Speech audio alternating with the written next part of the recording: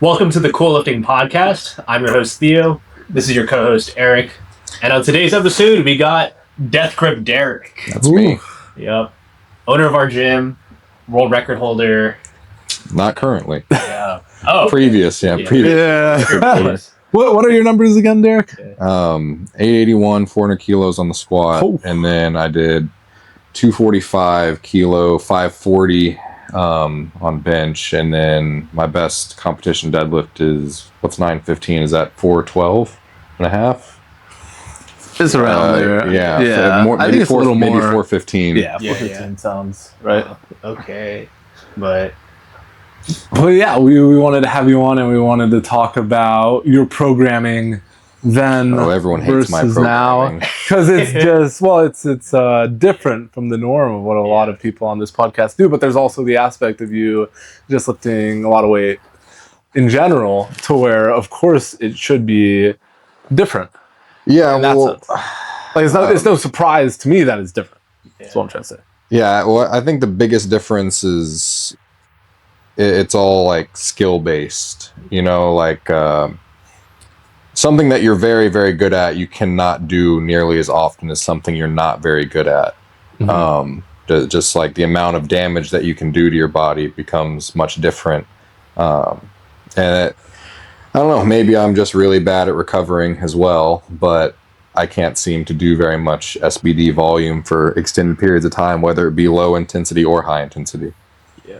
How did that used to be? Like way back when? Did you have like a more traditional type of programming? Because you've been with the same coach for a while. So with the very first coach that I had, we tried and this was back whenever, my best squat was probably 600. My best bench was in the high 3s and my deadlift was in the low 7s. Even then, like with my first coach, the goal was always to be able to build work capacity in the squat, bench, and deadlift. Like be able to add in a second comp bench day, add in a second squat day, add in a second deadlift day. And no matter how many times I've tried it, because it's always like the first thing that comes to my head whenever it's like, I know how I can make more progress. I need to start squatting twice a week. And it just never works. And I don't know if it's just partially my mindset. Because, anyone who's watched me work out will see me give up on a lot of workouts and just be like, whatever, fuck this. I'm going to go do something else now. Like it happened, what's today? Thursday. On Tuesday. I went into squat and I was supposed to work up to like mid 600s. I took 495 and was like, nope, that was terrible. Went down to 375, told myself I was going to do 3 sets, did 1, got halfway down to the first rep of the second set. I was like, nope, that's not happening today either. And then I just went and did like accessories and stuff. And that's pretty much how it's happened every time that I've tried to increase my, general work capacity on squat, bench, and deadlift. I don't know if it's, more of a mindset thing. Whereas as soon as I start to feel like a workout is going to be more of a hindrance towards progress than actual progression, I just abandon it. And I do that. There will be days where I'll start a workout, start to work up to my top set and then just be like, nope, not today. And then I just stop working out and I'll just do it the next day instead, or wait 2 days and just or switch gears and say, okay, well, I'm not going to squat today. I'm just going to go bench and I'll try to squat tomorrow. And then maybe I won't even work out that the next day. And I don't know. I'm very much so. I'm not going to do something if it's not going to be the best. You know what I mean? Mm-hmm. Like I'm very quick to abandon a workout if I think that it's going to be detrimental opposed to additive. Which I don't know. I don't know if that's good or bad. It seems to have worked out for me, but That's a good point. has it always been that way before you opened up the gym? Because I'm sure. oh yeah, that's all. And that's, that it's always been like that. Like I said, with every coach, I've only had 2, but we've always kind of gone back to that. Like, okay, well, let's try to build up capacity and do more, volume on squat, bench, and deadlift, and it never works. It either leads to injury or me just being like, yeah, this is going backwards, not forwards. I'm getting weaker every week because I just don't recover well. So what is your current frequency then, or the frequency 1, 1, and you were 1. doing? I always, 1. yeah, well, and it's really like 1, 1.5. Because there's a lot of weeks where I won't deadlift or squat because I give up on them. Like typically, whenever I was like fully dedicated to powerlifting and on a like pretty strict schedule, I have 1 squat a week, and then 1 bench a week, 1 secondary bench a week, which would be incline or maybe close grip. I can't even seem to get away with close grip as a secondary before it starts to beat my shoulders up. And then 1 deadlift. And of course it has a secondary of, let's say, like, you know, on my squat day, I'll do stiff leg deadlifts or RDLs. And then on my deadlift day, I'll do, you know, a pendulum squat or some type of like heavy knee flexion leg pressing. And there was even a time where I would try to do like SSB squats or high bar squats, but those always just seemed to, you know, tear me down more than they built me up.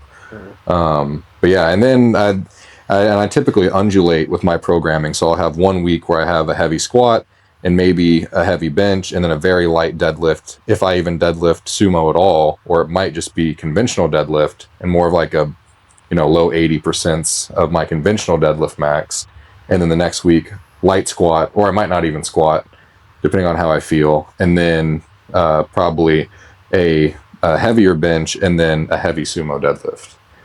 And then it would just flip-flop back and forth like that. Do your blocks have a certain length for like the amount Mine of are weeks 4 it is? weeks. Okay. And this is what like really throws everyone off is I will go like week 1, 2, 3, week 4 is deload, and I don't go back. I go up. So like say like, you know, say I'm deadlifting and week 1 is 700 and then week 2 is 750. Then week 3 is 800. Week 4 could be 600 on a deload, and then week 5 would be 850. I would not go back down. I would rest and then go up again. Most people don't like that at all. Well, that sounds like a 5-week block then, in a way. Well, no, because then it would Or go is it- week 6 would be 900, and then week Well, it has 7 would, and okay. it would just keep going up linearly. I don't go like, from what I see most other people do is they'd go, you know, like 700 for a double, 750 for a double, 800 for a double, and then maybe, you know, 850 for a double, and then they'd go back and then they'd deload or just go back to like their week 1 again would be 720 and then 770 and then 820 and then 870 and then back down, and then, you know, just I don't go down, I only go up until I stop going up, and then I go all the way down. So is that more of a eyeballing until things stop going up? No. Or No, well, if I'm in a meet prep, I pick an end number. Okay, and that end number is always like between like 103% to 105%. And that really just kind of depends on how well my off-season training has been going, or I pick it based off of the total that I want. So like there's been plenty of times where, I mean, because I'm notorious for taking like 7 attempts at meets or even 6. So I'll just do 2 on squat, 2 on bench, 2, maybe 3 on deadlift. Because I pick a number and then I pretty much progress backwards off of that. It's always a reasonable number. A lot of people make the mistake of just picking whatever number they feel like, even if it's not in reason. But typically, you know, it's 5% increase on my current PR or less. And then I like to make even jumps every time. Like I don't like really week to week. Yeah. Like, you know, if I need to cover, if I have, you know, 4 weeks and 200 pounds, I'm going to jump 50 pounds every week. Because I like having the rhythm of like, my body just gets used to like adding the exact same amount of percentage or weight every single time. I've never understood the, you know, I'll see a lot of people like make big jumps at the beginning and then get very small. Because I've tried that before, and I always felt like once you teach your body to make these smaller percentage jumps, it takes you a lot longer to get there, because the whole point of the central nervous system and peaking is telling your body, you can do this without getting hurt. Look how easy that was. And then it'll let you do more the next week. So if you like make your jumps the same every single time, as long as they're within reason, and they should be doable, but you start out and you're taking 10% jumps and you go down to fives, and say these are all singles. We're not cutting any reps. We're only doing singles. By the time that you make it to like 90%, if you've been doing 5% each time, why would you go like 5 and then 3 and then 2? You know what I mean? Mm-hmm. That doesn't make sense to me. Like, I want to teach my body, like, no, I'm going to take these percentage jumps every single week. Well, I would imagine if you're doing the 3%, and then 2% as well, you're either not going to get there, or you're going to be doing something that's a little too heavy too early on, to where you're still not getting there because it's kind of the body likes rhythm, and doing the same thing week after week. As long as your goal at the end is reasonable and obtainable, then that makes the most sense to me. Mm-hmm. With the squat and the deadlift being different week to week, is that every week there's heavy deadlift, chill squat, and then the next week is the heavy squat, or is that a little more? Yeah, so it'll go like like my meet preps really are only like 7 weeks long. They look longer on paper, but I start singles at 7 weeks out. So 7 weeks out will be a heavy deadlift with a light squat. 6 weeks out, heavy squat, light deadlift. 5 weeks out, heavy deadlift, light squat. So it's just odd weeks out from the meet are heavy deadlifts. Even weeks out are heavy squats. Okay. And and that's why my jumps are so big, because I'm normally only getting like 3 heavy deadlifts and 3 heavy squats. Okay. Do you pace the 5% around the every other week then? Yeah. Okay. Yeah, because I'll go down on the other week. Mm-hmm. Yeah. I guess like I was more of talking about typical training opposed to peaking. Okay. My peaking is it's much more aggressive. I peak really quickly. Like, if I wanted to sign up for a meet in 6 weeks, I could probably match. Maybe not right now because I'm cutting and I'm really low in body weight. But if I was just cruising around at my typical competition weight, if I wanted to sign up for a meet in 6 weeks, I could probably match what I did at the meet that I broke the all-time world record, because I can just peak really quickly.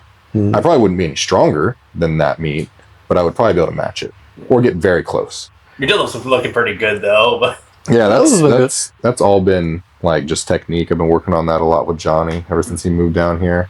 Just clean, because I've always been kind of just try to yank it off the ground, but once it gets heavy enough that the bar, bends 2 inches more than what it does at my typical training weights, it doesn't really work. You go from pulling 700 pounds to upper 9s, and there's an extra inch of slack in the bar. Your hip height and shoulders and everything are completely different. Okay. What changes have you been making with your technique with Johnny? And mostly just the direction that I'm trying to pull. So like before, it was kind of like brace as hard as possible, and then the classic, like lock the lats and then just leg press away. Now it's been a lot more intentional on like pushing the hips forward into the bar and then really driving the top of my head like straight up into the ceiling, and that just kind of like makes that wedge happen no matter how much the bar is bending, just because I'm no longer trying to move the bar. I'm kind of trying to move myself around the bar. If that makes sense. It's kind of what I think. You know what I mean? Because like you're always able to extend up. Yeah, exactly. Like the goal is to just keep on opening at the hips and extending up, and wherever that slack hits, I'm getting closer and closer, opposed to beforehand, I would just set everything and then go. And like my hips would be moving up, not forward. So now it's a lot more like hips coming forward and always getting closer to the bar is the main focus, opposed to like just kind of raw force, pick it up. Do you feel like the extra mobility work has helped it so you're able to get in that position? Or do you feel like you would be able to get in that position anyway without it? I could get in it. I couldn't maintain it. Okay.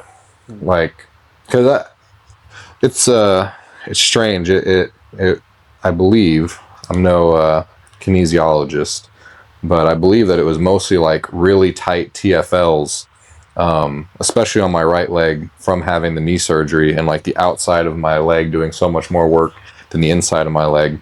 Because like I can get on an adductor machine, or I can like try to do the splits or whatever, and I don't normally feel a stretch in my adductors. I just feel like an impingement in the outside of my hip. Okay. And then after doing all the mobility stuff, like the 90-90s and couch sits and stuff like that, now whenever I do adductor stretches, I feel it in my adductors before I feel it in like the outside of my hip.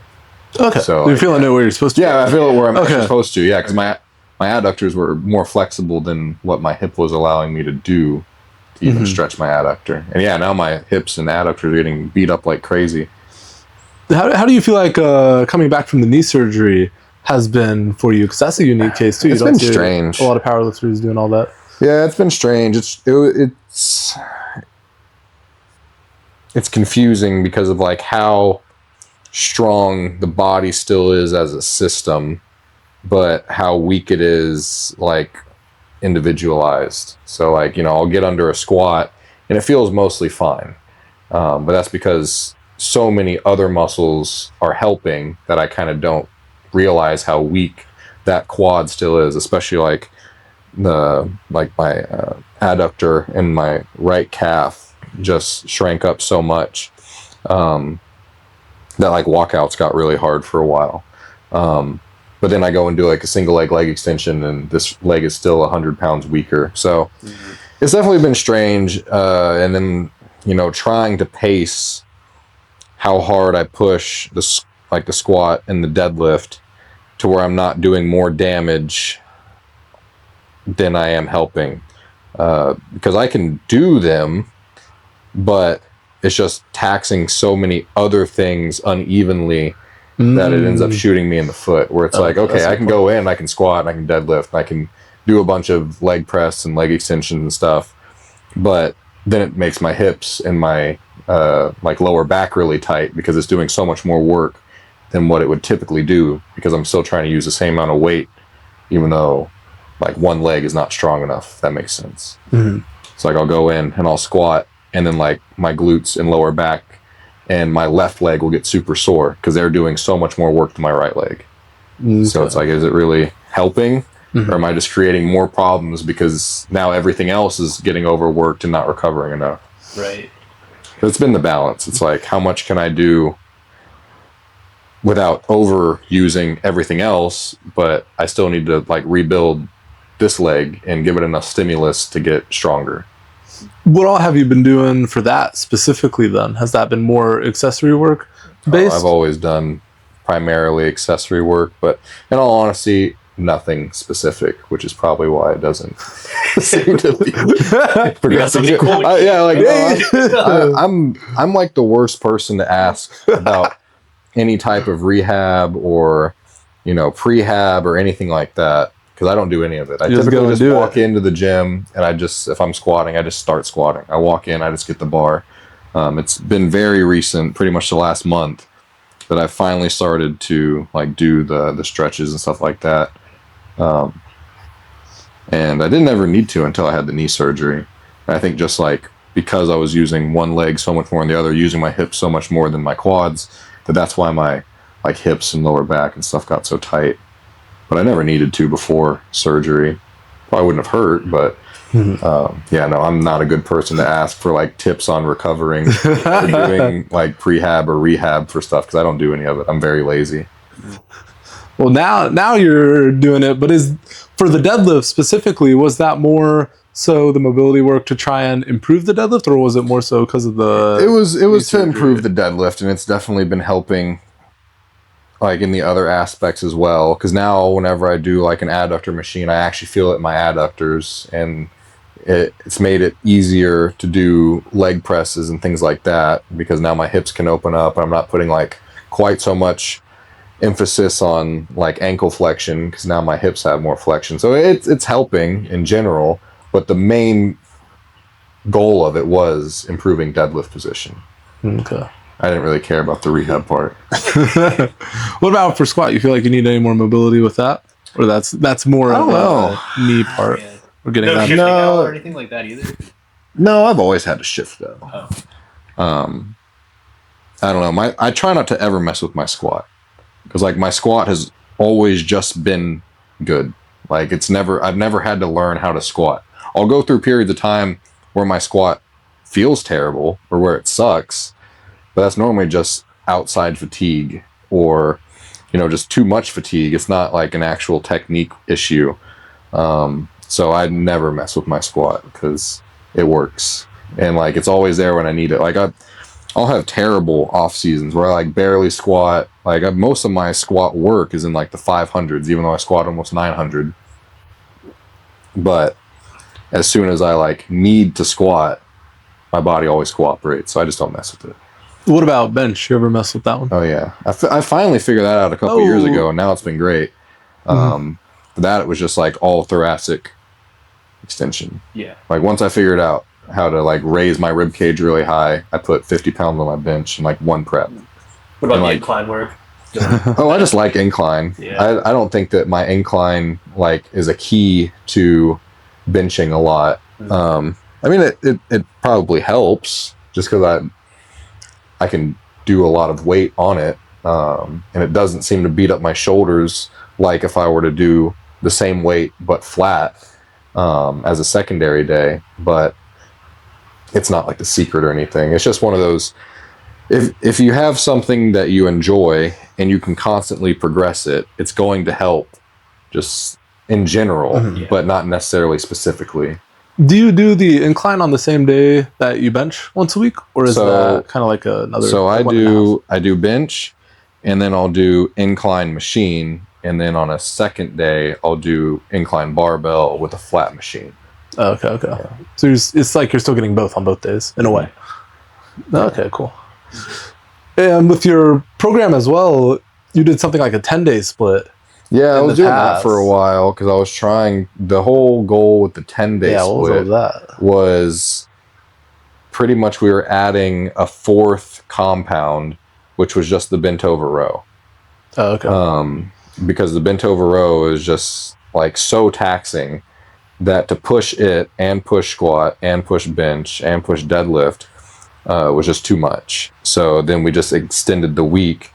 And because I always have a back day, like my typical split is squat, then bench, then back, but it's just accessory work, and then incline, and then deadlift. So all it was I think we added an arm day and the bent over row day. So it was 7 days, but it was finished in 10. Okay. So that was like the 10-day split.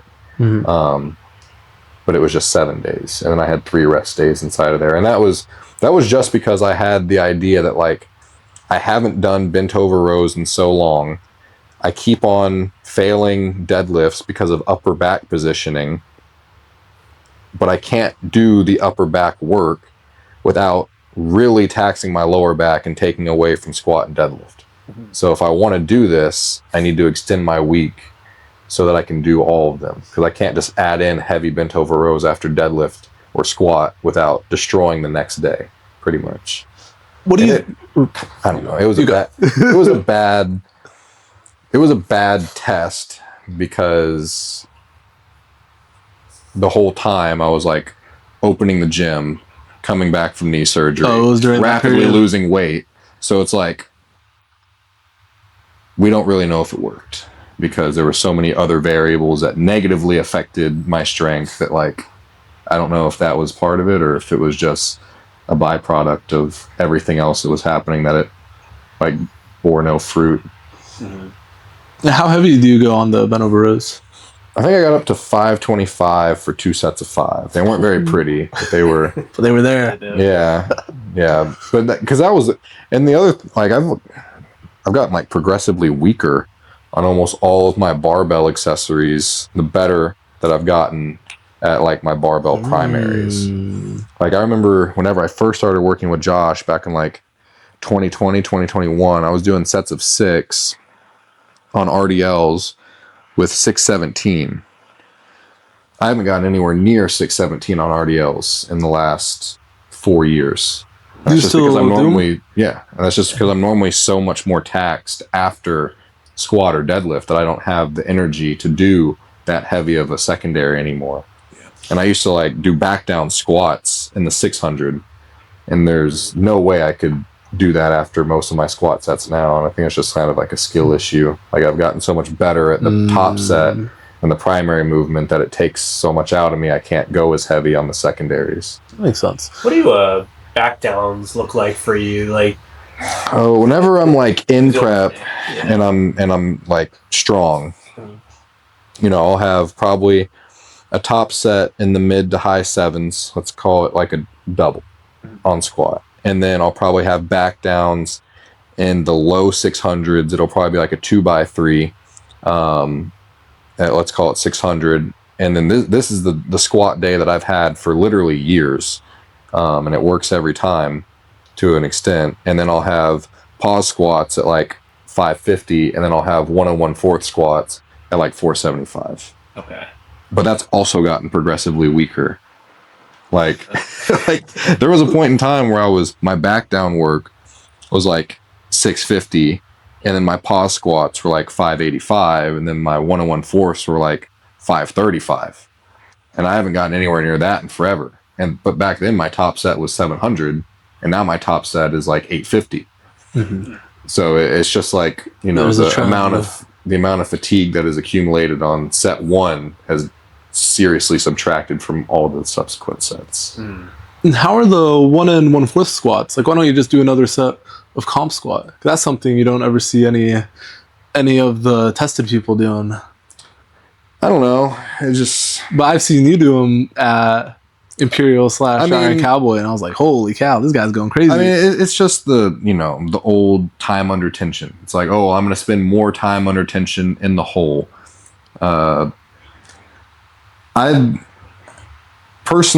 I like it a lot more for like mental stimulation than like true, oh, I think this is like some crazy muscle building or strength building technique. Because like I said earlier, I give up on shit pretty quickly whenever it comes to like just straight squat, bench, or deadlift.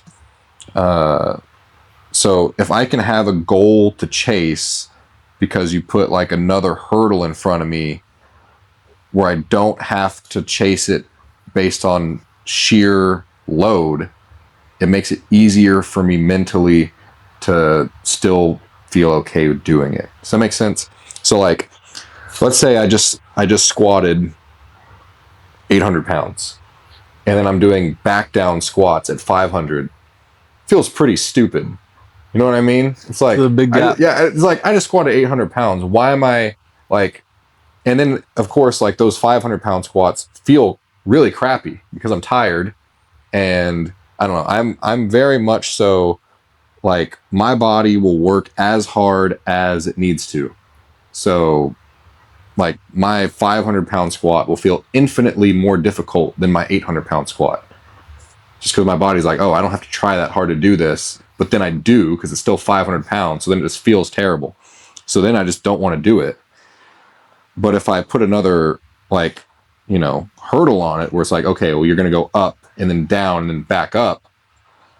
Now it's something different. And now it's something more challenging that I can be excited about. I don't know if that makes sense. Because it's more challenging. Yeah, it makes sense. You know, it's like, you know, you have bench and then you have close grip bench.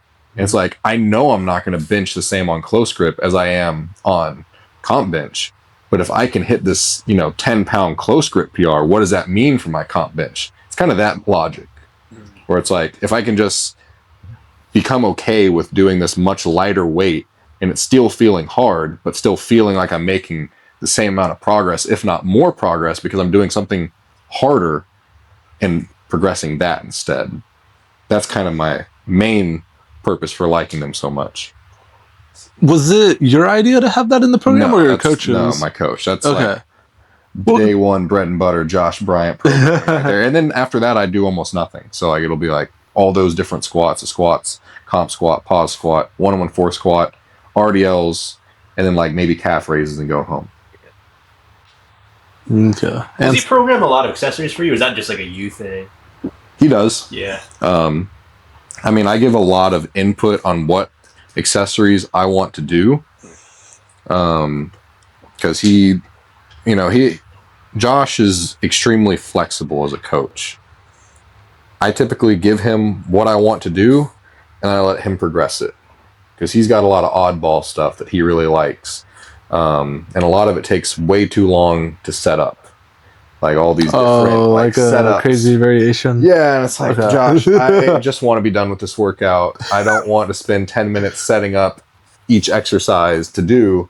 I just want to do the exercise and be done. I want my effort to go into working really hard, not into setting this up. Because I'm just going to get annoyed and then give up on the workout. What are some of the crazy ones that he really wanted you to do? Oh, I mean, it'll be like...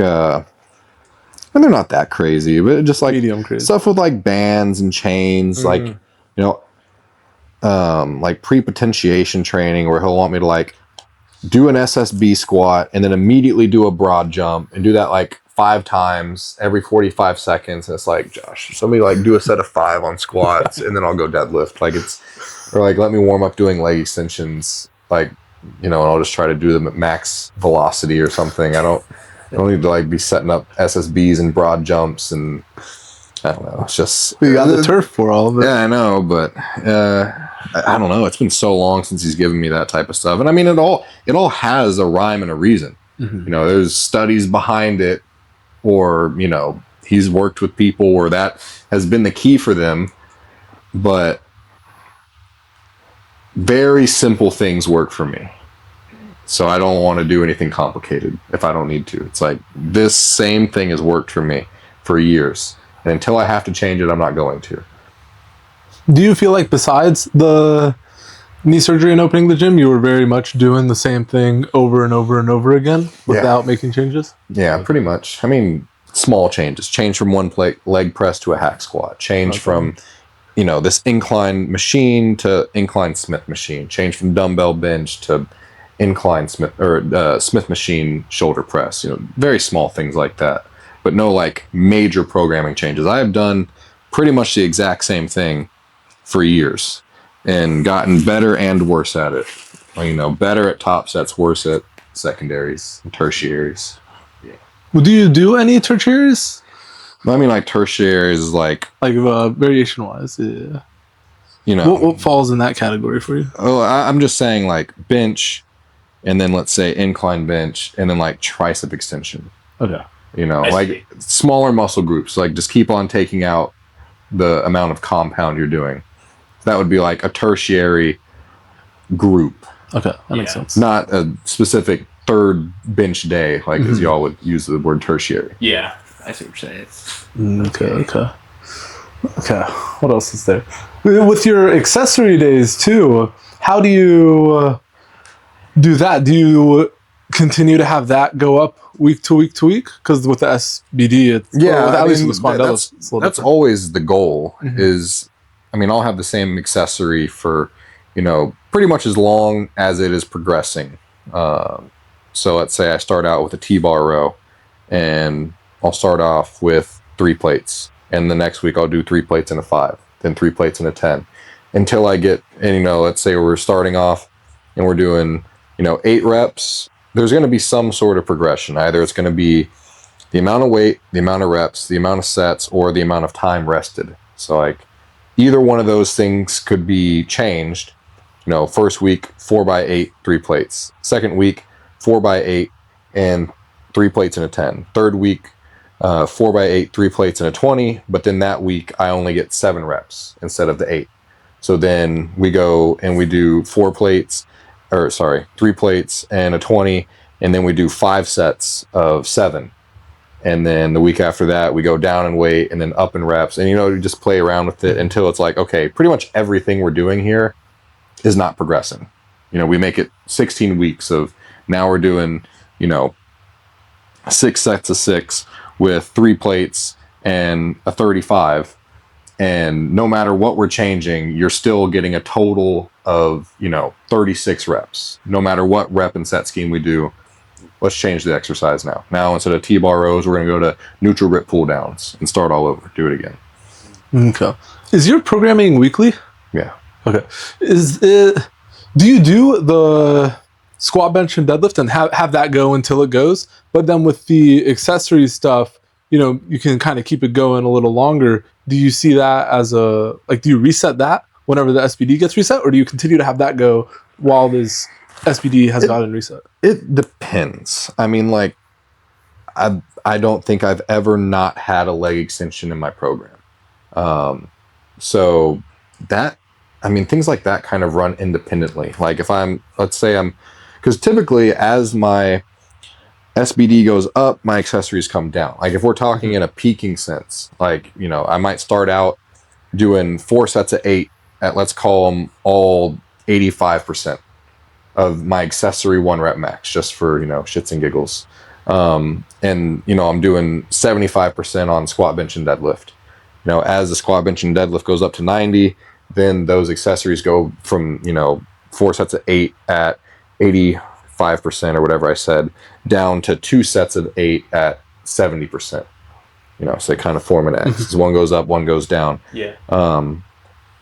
And then those accessories might change whenever, peak is done and I compete, and then we go into the off season. We might scrap a bunch of them, but some of them are going to stay, like leg extension, hamstring curl, RDLs. But yeah, typically those would reset too, like, because I'll sometimes be working up to, let's say it's RDLs, and we work up and we start off at 3x10, and then we finish the prep at 3x10 at 70% or something like that of my RDL 1 rep max. And then we work it all the way down to like a 3x4 or a 4x3 of really heavy RDLs. Then those would reset. But like something like hamstring curls or leg extensions where I'm doing, 4 sets of 10, I'm not going to stop doing 4 sets of 10 at 200 and go all the way back down to 100 pounds for 4 sets of 10, unless we were going like 4 sets of 25 and then just like full GPP, where it's like we're just going to do tons of volume for a couple weeks. But that doesn't last very long. Okay. Like it'll be right afterwards. Maybe we're doing like 4 sets of 20, or like circuit training where we're doing, 3 things in a superset. He likes to do this a lot, where it's like, I'm going to do 6 reps on tricep push down, 6 close grip push-ups, and then like 6 close grip benches, 6 reps of each one, as many times as possible inside of 8 minutes. No rest. Just like do all 3 of them over and over and over and over again. You set a timer for 8 minutes, but we don't do that endlessly. And then, you'll take those and then take them out of the circuit and then progress them on to like actual numbers, after the first couple weeks of off season. So yeah, they do reset, but not long term. Okay. What accessories do you feel like have been the most helpful for each lift, for squat, bench, and deadlift? Oh, I don't even know anymore. I used to feel like SSB squats really helped my deadlift, and I used to feel like RDLs really helped my squat, and stiff legs really helped my deadlift, and incline really helped my bench press. I honestly don't really feel like they matter all that much anymore. I do them to get jacked, not because I think they're going to increase my, total at all. But do you think that that's come with just you getting stronger? Yeah, okay. I think just the more and more skilled that I get at squat, bench, and deadlift, the more and more they are the only things that matter, and then everything else is just kind of separate, where it's like, it's kind of like 2 different workouts, where it's like, this is really important for powerlifting. Okay, now I'm just, working out and trying to get jacked. But I don't really program like, I really need to, work on shoulder stability for my bench, or I need to bring up my triceps. Like, I don't think that those things, they're just so far apart at this point that the only thing that really seems to, increase my squat, bench, and deadlift is good training at squat, bench, and deadlift. Everything else is just for fun. Okay. It's probably it's good to hear a different take. Yeah, an opinion that most people won't hold, but it worked well for you. Yeah, it works well for me. Yeah.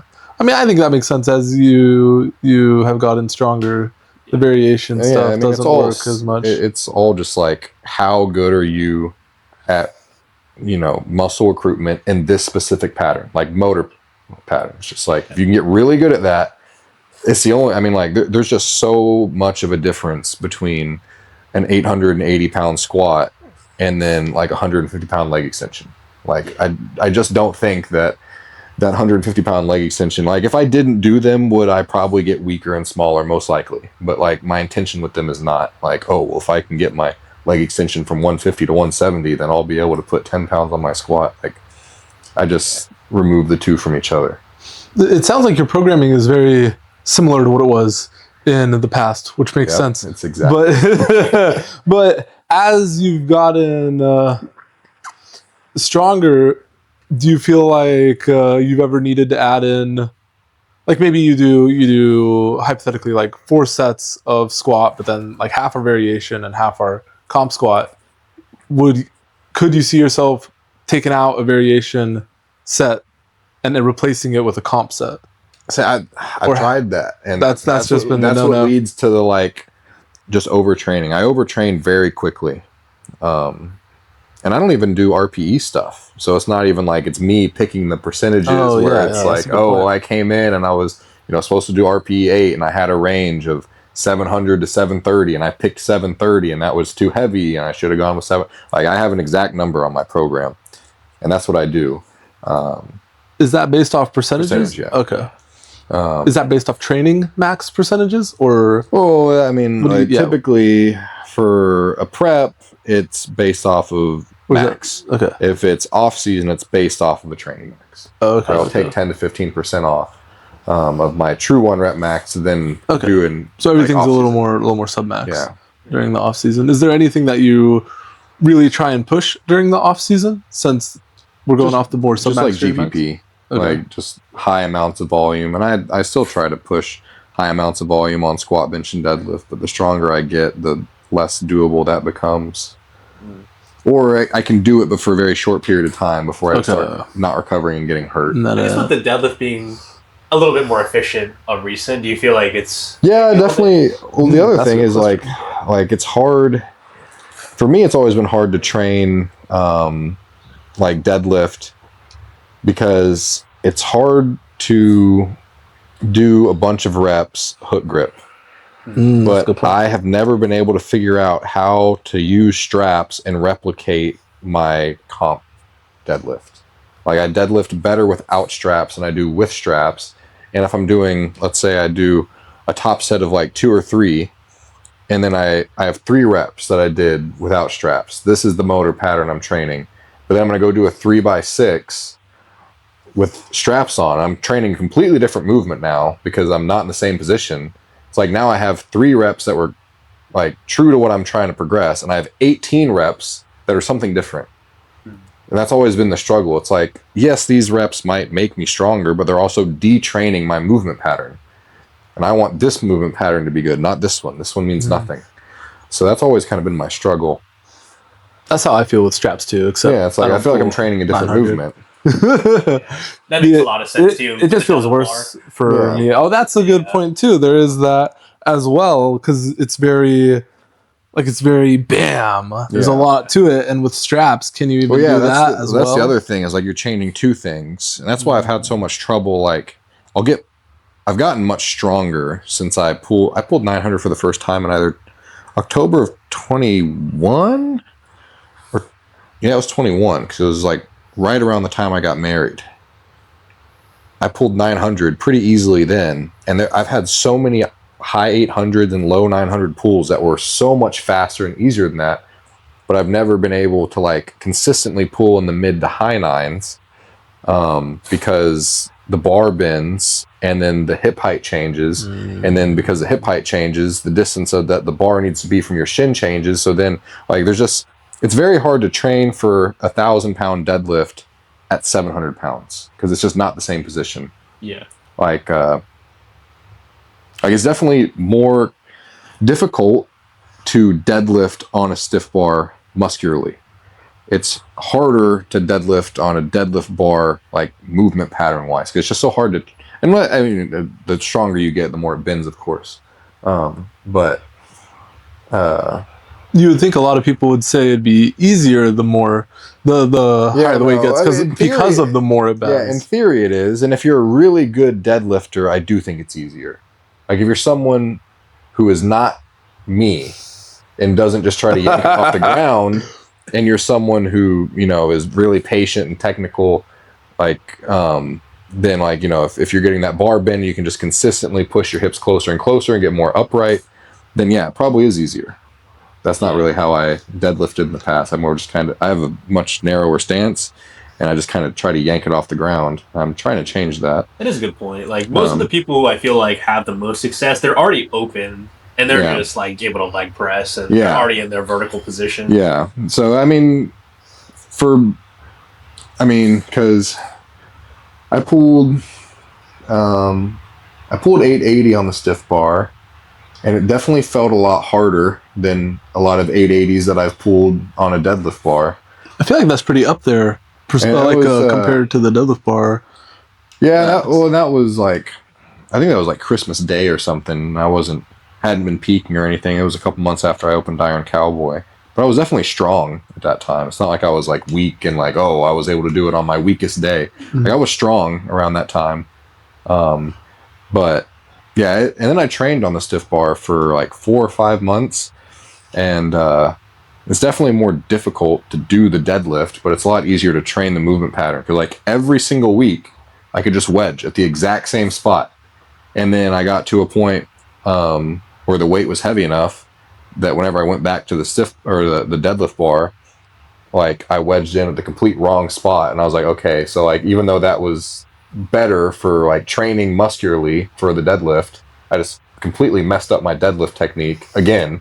So then I stopped pulling on the deadlift bar or on the stiff bar. Okay, that's interesting. I mean, it's just it's a skill thing. Like if you're very skilled on the deadlift, then I think you get a lot more out of the deadlift bar than you would out of a stiff bar. If you're just kind of a raw strength guy, it really depends. Because I mean, there's a lot of times where I'll like yank the bar, and like most of the plates come off the ground, and I start to move, and then all the plates come off the ground, and then I go back down and then go back up, because it's like, you know, you're just getting hit with an extra 110 pounds out of nowhere. But I don't know, it's a skill issue. Where do you feel like the skill pops up on the deadlift bar, and where do you feel like it increases? Like maybe it's like 600 pounds is when something really starts to happen, and then 700 pounds is a little different because there's a little more.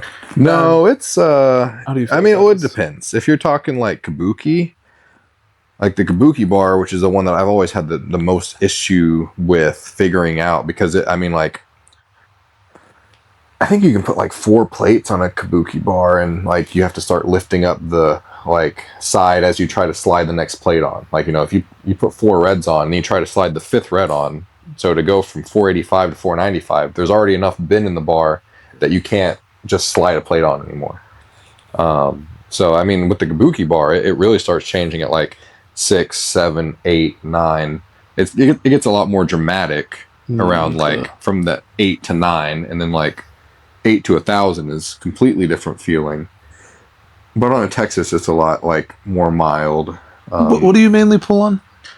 Is it Texas? Up until last week, my heaviest pull ever was on a Texas. Whenever I did the 970, that was on a kabuki. But before that, my 2 heaviest pulls ever were both on a Texas bar, which were 942 and 950. That's just because it's easier for me to figure out. Like, there's not as much bend, and you know, it's whenever I wedge in, it's pretty close to the same spot at like 700, 800, and 900.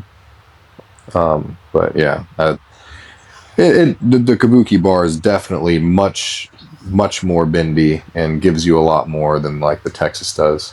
Is there a standard bar? Like with IPF, it's Alico. For a long time, it was the Texas deadlift bar. Okay. And then everything changed. It went to the kabuki, and now a bunch of the places have abandoned the kabuki, which is why because I never made any progress. Like that like 3-year period where I pulled 900, then did not pull really anymore, was whenever everyone switched over to the kabuki for a couple of years, and I just never really figured it out. And now everyone has pretty much abandoned the kabuki, except for like the like bigger meets on the untested side. You can't even call them that anymore. They're so unorganized. I don't even really know too much of what's going on. I just see an Instagram post pop up every now and then. Yeah, no one does. That's the problem. No one knows what's going on the untested side. It does sound pretty hard to train for if the positioning gets different. Like not even even on the Texas Power Bar, but if the positioning is getting different at this 970 to 1,000. Well, 970 to 1,000 is probably the same. Okay, but you can't train at 970. Yeah, you know what I mean? It's like you train at 700 and 800 for 1,000 because that's an easy 70% and 80%. Like that's where your training's at, and then you have an inch difference in hip height and bar bend and torso angle from 70% to 100%. Are there like variations that can even help, like a block pull or something? I don't know. That's way too off the deep end. I mean, maybe, possibly, but I wouldn't dedicate any time to training that up. Yeah, that seems like very hyper specific too. Yeah. So that makes sense. It is a hyper specific problem, though, in a way. That is the hyper. And I mean, all the big deadlifters that I know have had the same problem. Where like if you get it right, you get it really right, and it's easy. And if you get it wrong, it's like you just got it wrong. And like even though you could have been strong enough because you just changed the position that you're in, now you're definitely not going to get it. And your hips rise and your shoulders dump forward. Especially like the hardest part for me is always like figuring out like, all right, where do I want to put this bar over my foot? Like, do I need to put it a half inch closer? Because I know it's going to bend a half inch more between like 700 and 900. So do I like move the bar closer to me? Because I know my hips are going to get closer. I know that I'm going to be able to get more upright. And then typically, if you like were to watch my deadlift from the side, the bar will either roll forward or backward because I guess wrong. But it's really interesting because there's only a handful of people who even deadlift this much too. They all have the same problem. Like, if you get it right, you get it really right. If you get it wrong, you get it wrong. Do you feel like eventually do these people, I guess, eventually get in a spot where the technique they use at 700 is the same that they use at 970 plus their max weight? Johnny claims that he has figured this out. I don't know how he's done it, but he's much more flexible and he's very mobile. I've seen him do his mobility. Better at wedging than me. Because like whenever he'll deadlift, like he'll wedge in and like kind of float the bar. So he's like locked in that position of like, okay, this is my 900-pound position. So this is where I'm going to wedge in, and I'll wedge 700 pounds off the ground with a 900-pound hip position. I've never been able to figure that out personally. I've never been able to craft I'm going to train with the 900-pound position at the 700-pound weight. Maybe you're on your way though. Maybe I'm on my way. Getting more and more technical by the day. I know. I'm gonna mess it all up somehow. The last one looked good. Yeah, the last one felt good. Yeah, it's got to continue on. Yeah, but I've also been going back and forth between the Texas and the Kabuki like every week, so I'm not even training on the same bar weekly these last couple months. Well, that one definitely sounds like it has a bigger difference than the stiff bar to stiff bar. Even though there's stiff bar to stiff bar, some difference, and then like stiff, like even like stiff bar to Texas, it doesn't feel like that big of a difference. Like it's just like, okay, this is going to feel hard right off the floor, but as long as I don't lose my position and I just like really fight to maintain it, this is gonna be really easy as soon as it breaks the floor. The deadlift bar is a lot more like, oh, I can pop this right off the floor, and then you do, and then you're like, oh wait, this is all wrong. There's no way I'm going to lock this out now. My hips are way behind me and my shoulders are way over the bar. So it's just like the inverse. But I liked pulling on the stiff bar. It's just hard to hold on to for sure. Like gripping the bigger bars. Well, with the deadlift bar, you see a lot of the really heavy pullers. They have a lot of that yank, and it's this very intentional yank. Do you feel like without that, things just get stapled? I don't know. It was pretty easy whenever I switched over, cause like, well, you still have some going on. Right? Because the yank feels right because the bar is bending. whenever the bar doesn't bend, the yank feels wrong. You know what I mean? Mm-hmm. Because you don't see people doing the yank on the stiff bar. Yeah, because it feels wrong. Yeah, like it doesn't feel right. It's different. Yeah, like you got kind of tension into it, and then you throw the hips in, and you're in the right spot because like where you throw your hip, like you're throwing your hips into the tension, and the tension doesn't move. The tension is just there. Like it's because the bar is not bending. The deadlift bar, you pull the tension out, and you're pulling out as much tension as you can as you were if you're like doing a sumo deadlift RDL, and then you throw the hips in, and now all of a sudden you've just added like hundreds of pounds more of tension, but you're not pressing yet, but the bar just bent another half inch.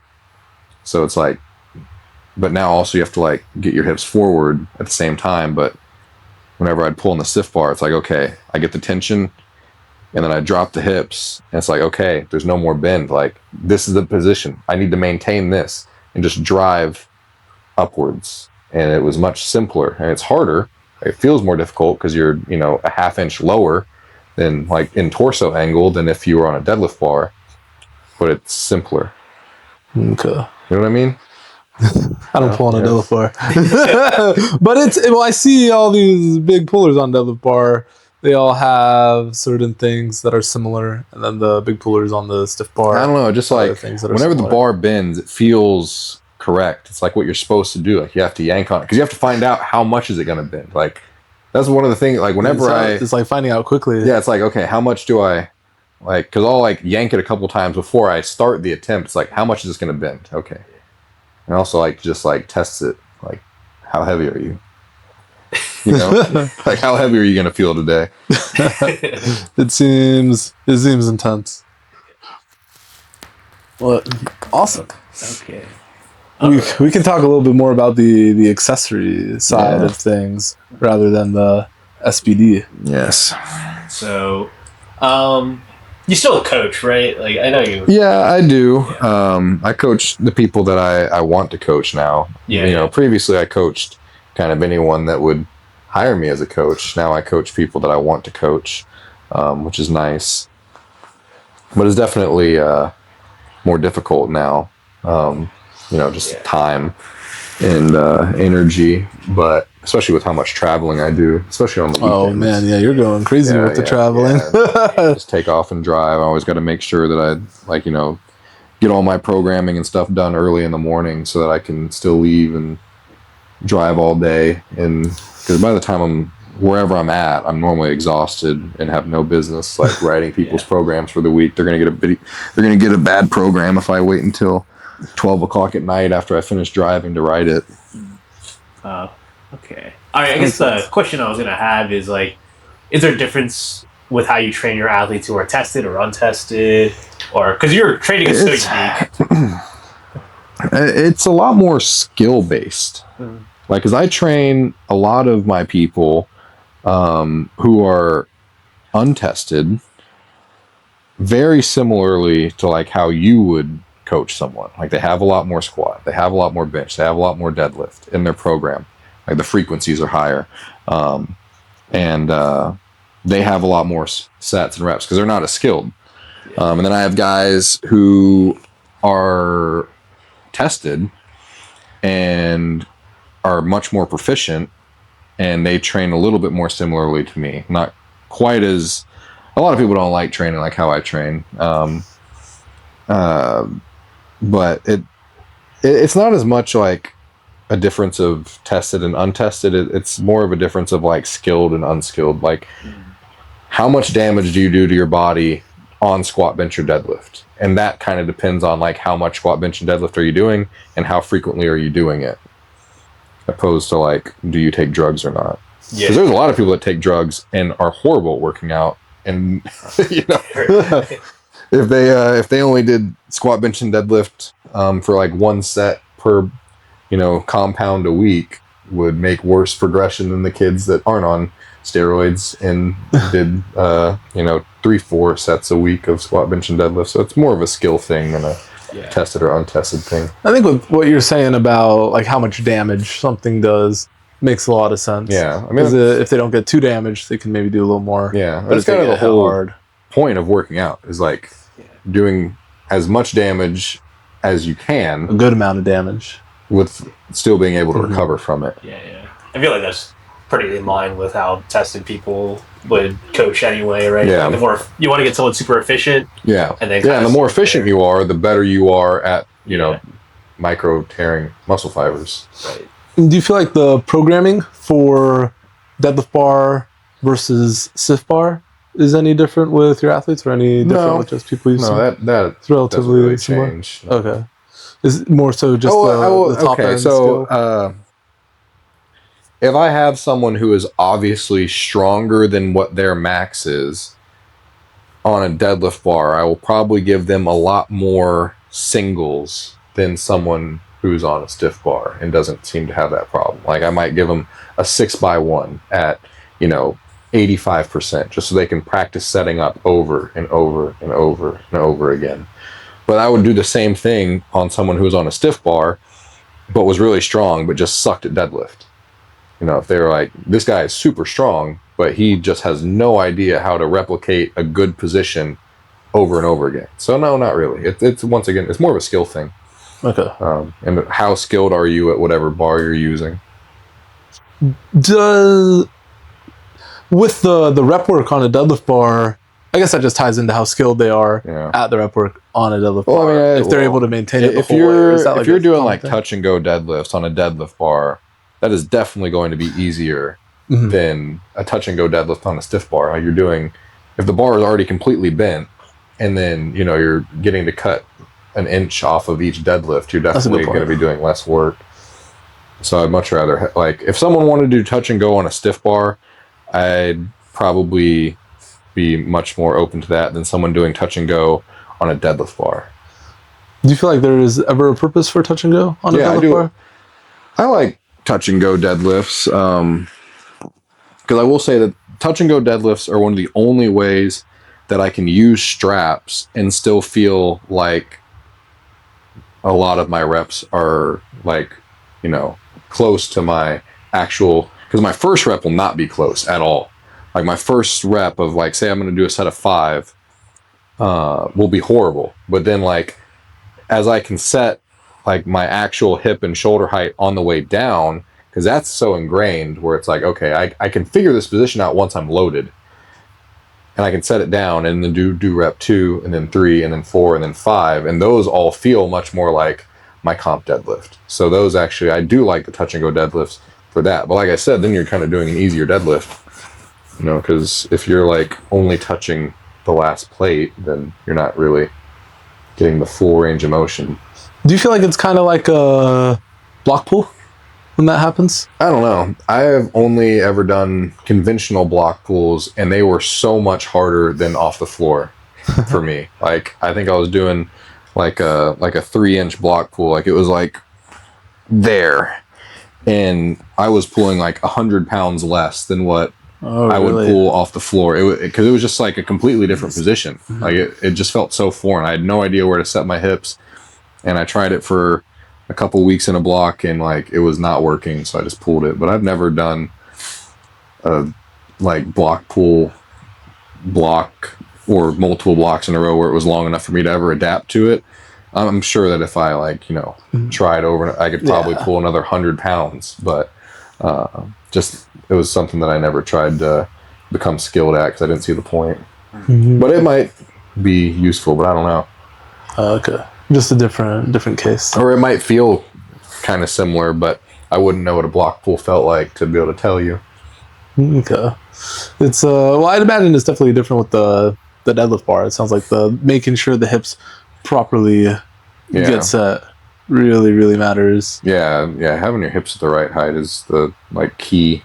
And of course it matters on stiff bar, but it's like more predictable. It feels like on it's stiff very bar. predictable. Yeah. So nice. They should make a stiff bar. There's none of that, right? They should make a stiff bar that's slightly thinner, so it's easier. Oh, that too. Yeah, it is a little. Yeah, I don't know how the girls with the smaller hands do it.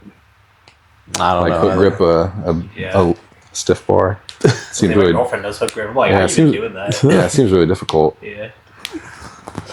Well, we were thinking about talking about the 1 1/4 squat we already talked about about that, but we know you love your Nordic curls as well. I just like Nordic curls because it's like the hardest hamstring movement you can do without involving your lower back at all. So it's just like you can push your hamstrings extremely hard without involving your lower back. Any other, hard, like seated hamstring curls, single leg hamstring curls, lying hamstring curls, they're just not that hard. Like the stimulus is, so far removed, but that you can't really like truly push the hamstrings. And if you want to do like a stiff leg or an RDL, you have to use your lower back. So it's just another one of those like fatigue management tools where it's like I can train my hamstrings really hard without having to tax my lower back or compress my spine. Do you feel like it has a carryover to 100%. That's one of the only things that I think. I don't know how much it helps the deadlift with bar. deadlift. I don't know how much it helps with the sumo deadlift, but as soon as I started doing Nordic curls, I put like 50 pounds on my conventional deadlift. Okay. Because the deadlift bar, like we were talking about earlier, is very 0 to 100. I don't have any problems deadlifting conventional on a deadlift bar. Like I've never. Okay. Yeah, that one for some reason I think it's just because it's a lot simpler to do a conventional deadlift. So it's kind of like the same thing as comparing a conventional to a sumo. It's like, yeah, it's easier to pull sumo if you're good at pulling sumo, but the hard part of sumo is the technique of sumo. It's kind of the same thing for like a stiff bar versus a deadlift bar. It's like, yes, in theory, it is easier to pull on a deadlift bar, but you have to have the technique to pull on it kind of the same way. So like pulling conventional on a deadlift bar has never felt more difficult or less difficult. It just feels like conventional to me, at least. Mm-hmm. Okay. Do you feel like there's any more unique accessories you do that transfer to the SPD? No, I do just a lot of. I'm trying to think. I mean, I do a lot of. I do a lot more back work than most people would do. Like I train back like almost 5 days a week. I have back on every single one of my days. Yeah. Upper back, not lower back. That's why I do so much to avoid lower back. Oh, okay. Yeah. It's because and I don't do a lot of vertical back. I have a day where I do vertical back, almost specifically, and then like vertical pulling. Yeah.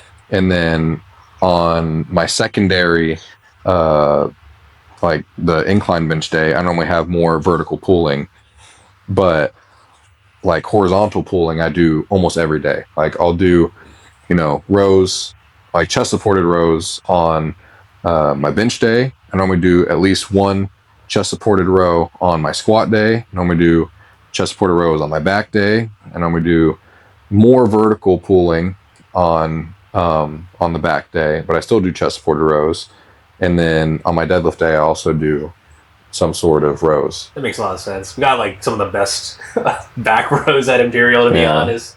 Do you do the same row each day, or is it like a slightly different machine, or you repeat them? Yeah, so a couple of them I repeat, and then a couple of them are different. Like the only day that I do the flex leverage row, the one that's by the cable crossover, the only time that I do that one is on my deadlift day. But then I'll do like that mega mass T-bar row on both like my bench day and my back day, or I'll do the Body Masters T-bar row that's right next to it on both, or like a seal row. But yeah, I mean, a lot of them do repeat, and it'll just be like a different rep range. Like on one day I might do like sets of 12, and on the other days it's like sets of 6, and just with much higher intensity. Okay. But yeah, I do a lot of the same.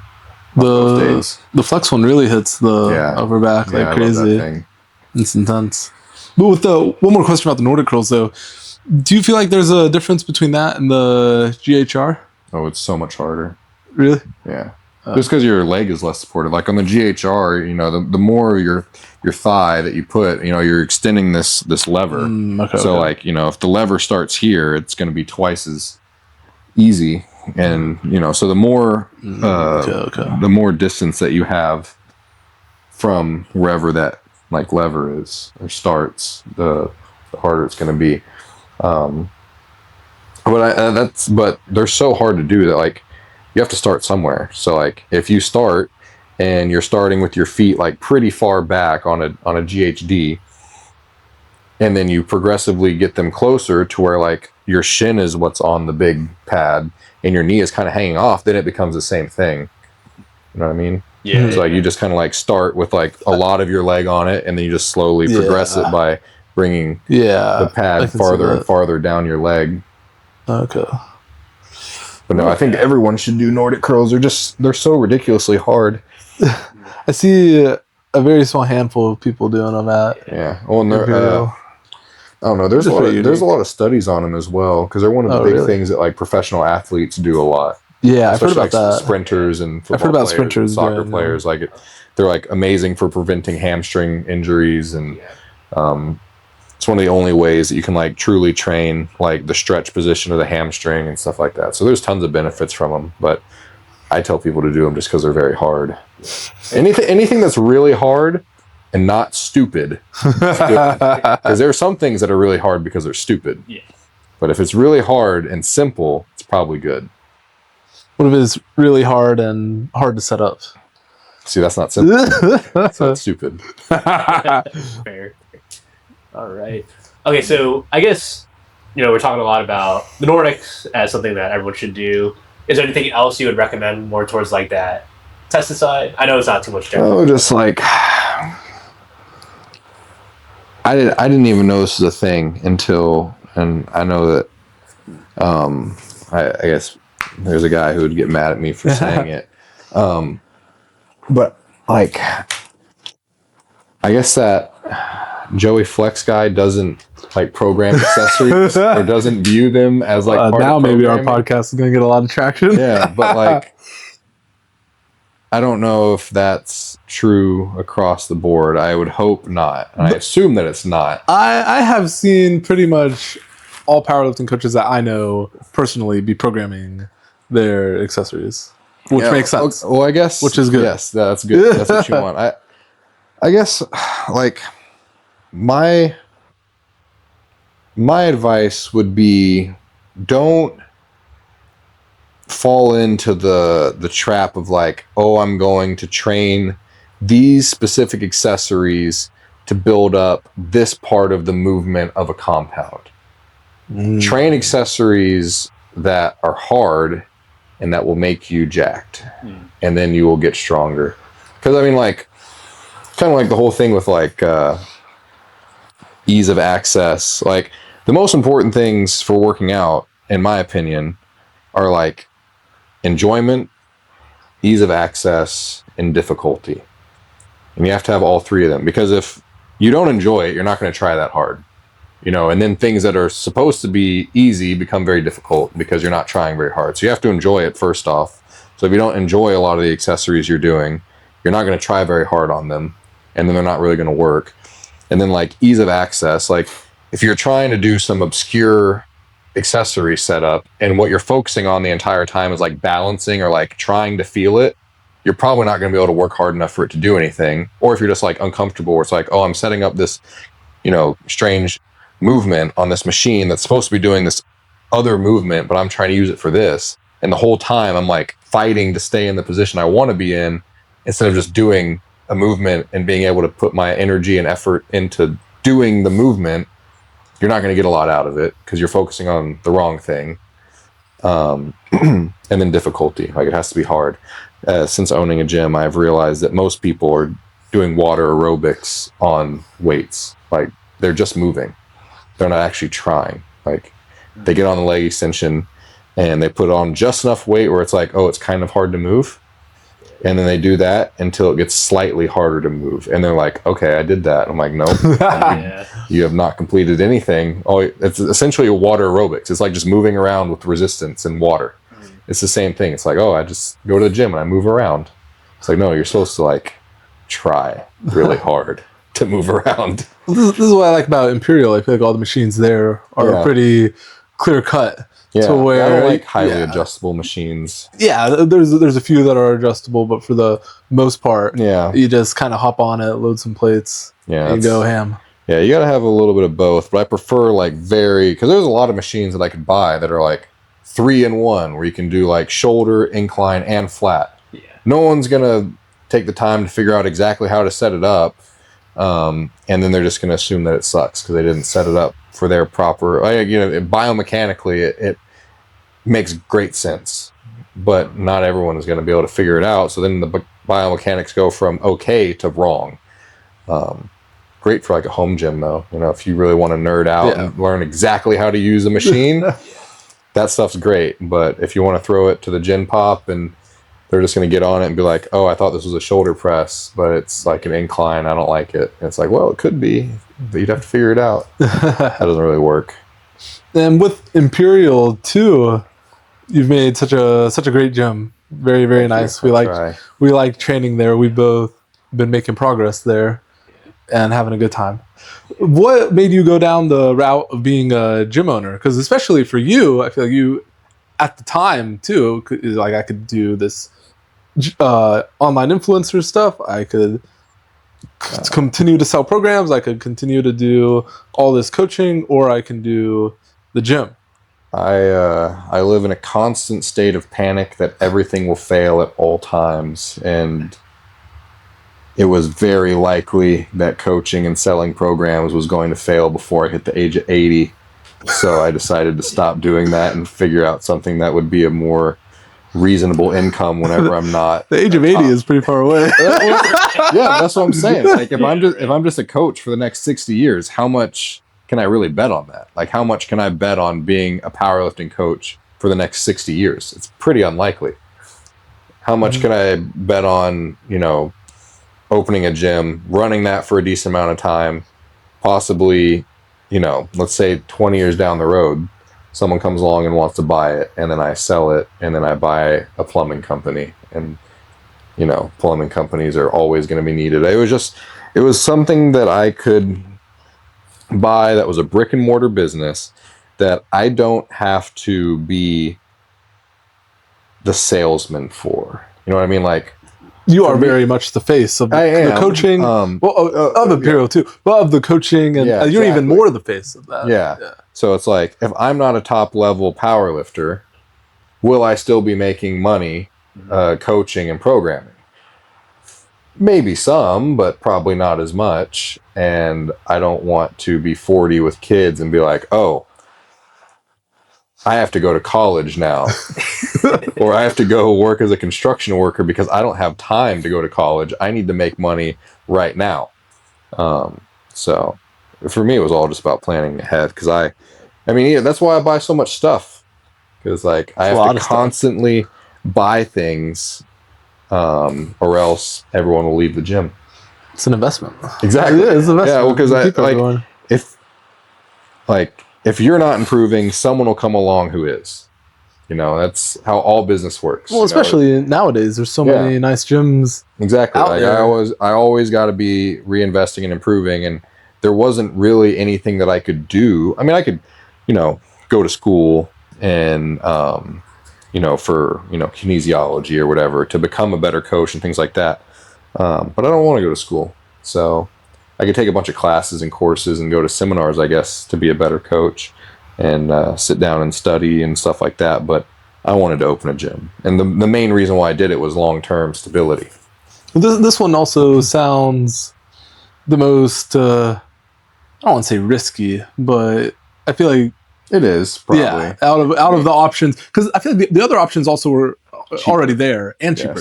Yes. Online coaching is continuing online coaching would have been far cheaper than opening a gym, but I don't know. I just thought that was especially with Corrupted closing. In all honesty, that was whenever Corrupted closed, and I was at Kinetics, and I told the guy at Kinetics that he should rearrange the gym a little bit, and that I would buy more powerlifting equipment, because the powerlifting equipment that they had there was either mine or terrible, and it was all on a very lumpy part of the floor, because the old Kinetics building was an HEB. Yes.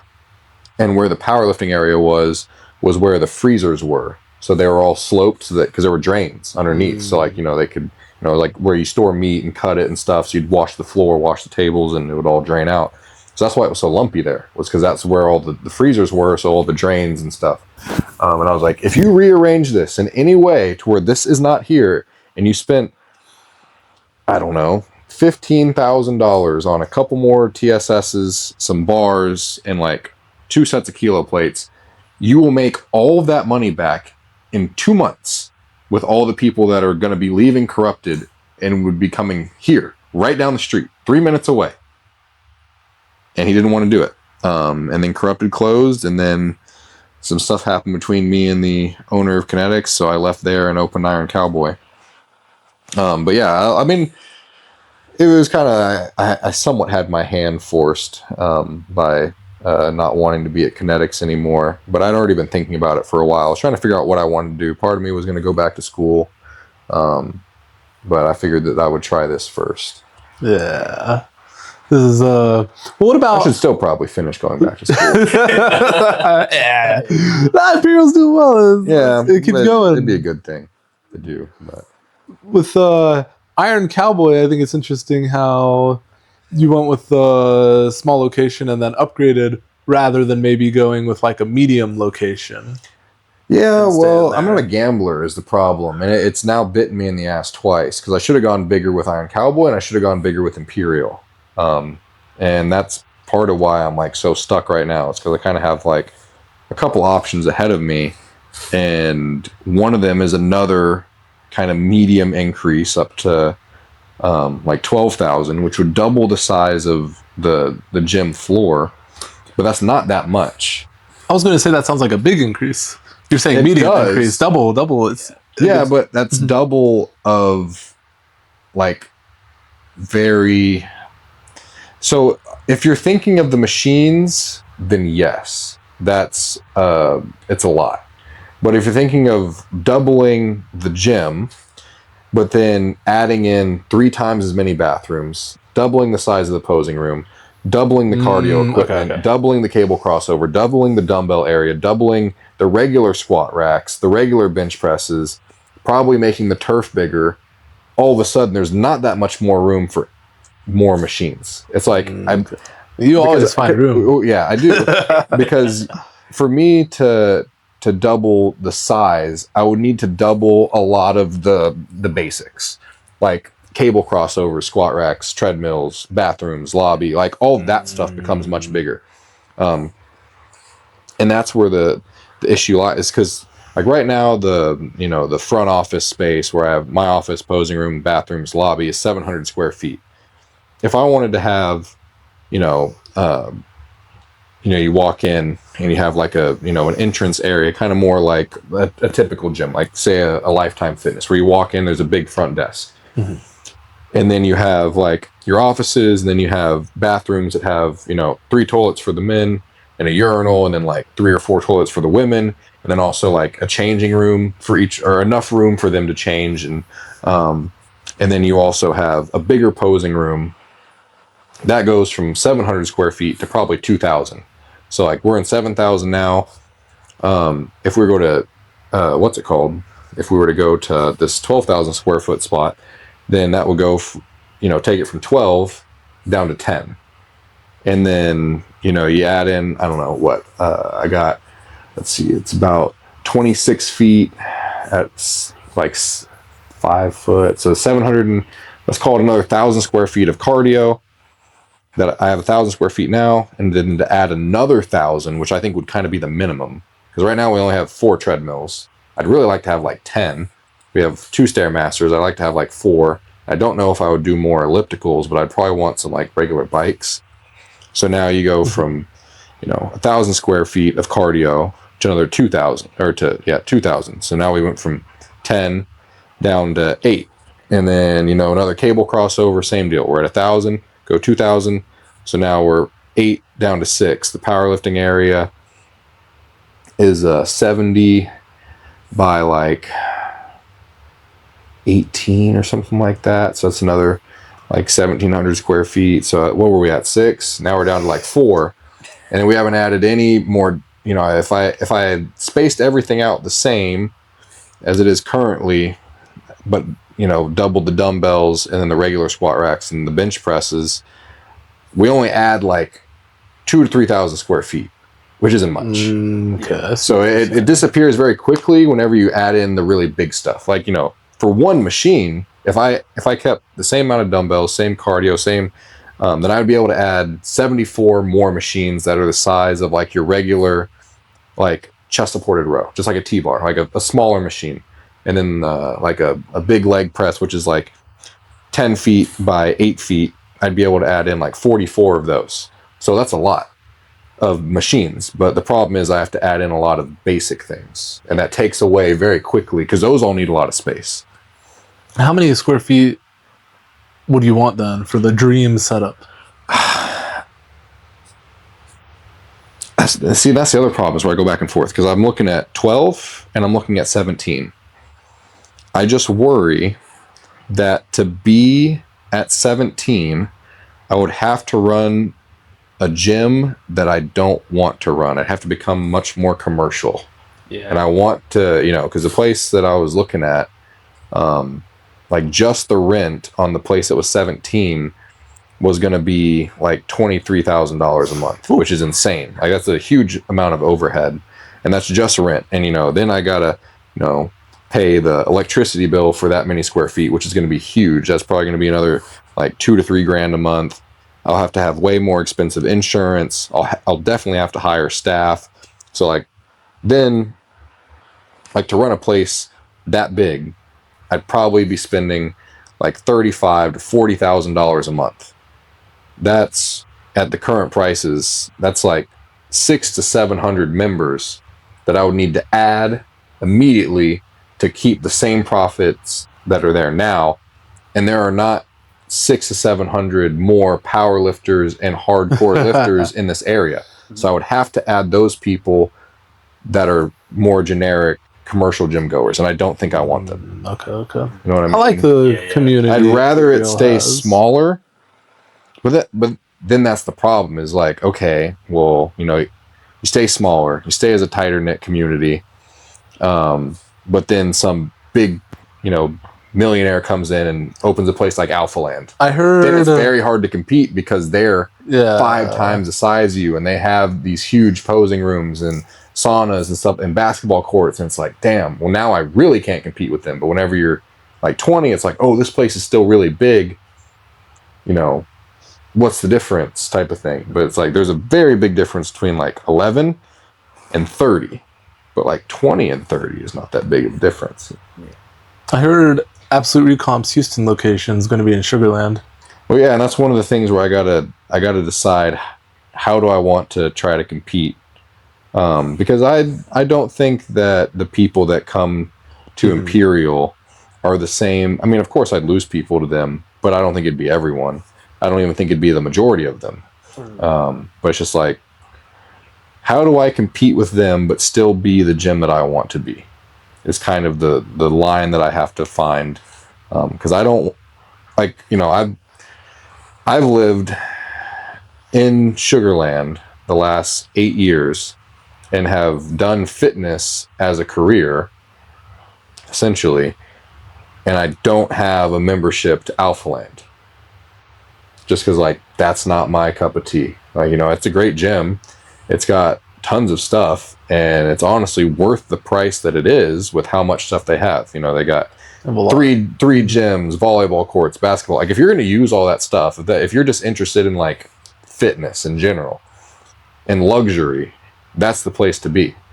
That's not what I'm interested in. I'm interested in powerlifting and like hardcore bodybuilding.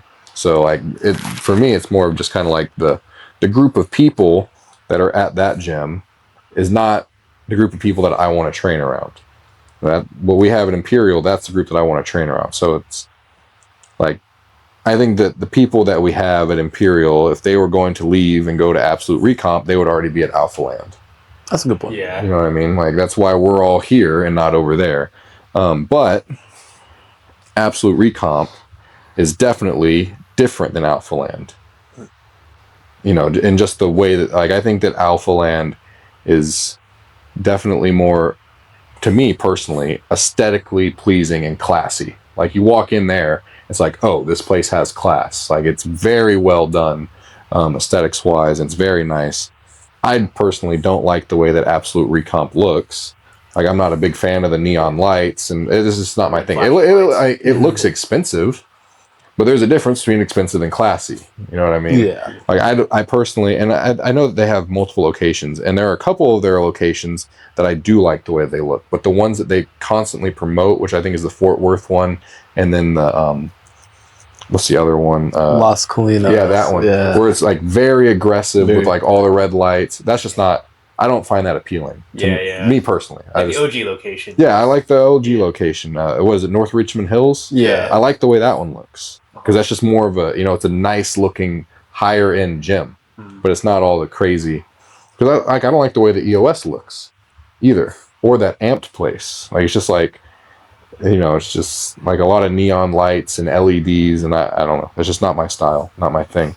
But yeah, but it's like, okay, how do I compete with those type of places? Bless you. And it's like, do I try to compete with them by going a little bit bigger, and having, because I kind of the way that I want to do it is I want to, there's still a decent amount of like old school GOAT equipment that I want to collect, but I want to be able to have, just to throw random numbers on it, like 10,000 square feet of all the old school GOAT equipment, and it would be more spaced out than what it is currently. So it's not a ton more of those pieces, but just with more space, and then have another 5,000 square feet or so of like the newer stuff, because I don't think that there's a ton of newer stuff that I really want, but it's what the market wants. It's like, okay, I can have this as like the newer section, but that newer section is always going to be changing, because there's always new stuff coming out, always new trending pieces, and that would be the part of the gym that was constantly kind of getting recycled and replaced with the newest, latest, greatest thing. But the old OG equipment that I truly think is the best will never leave. And it's just, how much space do I need to do that? And I think it's probably not as much as I think it is. But I just worry that 12... Because the problem is, and this is just like getting into the weeds, is that in Stafford, to go over 12,000 square feet, you have to put in a sprinkler system. And they changed the code. That's the 2021 code. And now they're operating off the 2024 code. This is like where it's difficult for me to move. Some ultra niche business owner stuff. So like the reason why I signed the lease where we are now is because anything over 7,500 square feet on the current code has to be sprinkled. So I chose 7. So I wouldn't have to worry about sprinklers. But then the fire marshal changed, and they struck out some of those new codes and went from the 2024 back to the 2021. So I'm supposed to be able to go up to 12,000 square feet before sprinklers. This building is 11,700 and something. So it's right underneath. It's like perfect. But they want to fight and say, no, because I'm changing the use of the building, because it's going from Class B to Class A, with B for business, A for assembly. A gym is an assembly of people, kind of the same thing as like a church or whatever. Church of Iron. Yeah, exactly. But they're saying that because I'm changing the use, that I will now it's a new building, and I have to bring it up to the current code. And that's what the landlord and the city are fighting over. It's like, it's not a new build. He should be able to go into here because it's under 12,000. And it's not new, and they're like, no, it's a new use, so that makes it new, and he has to meet anything above 7,000. So I'm letting them fight over it. But that building is split into 2 parts. It's H1 and H2. If I could take H1, which is 11,500, and then break down the wall and take H2, which is another 7,000, I would be at 18. And I think that would be perfect. Partially because the rent here is much cheaper than the rent at that other place, because the other place is a nicer building. So I wouldn't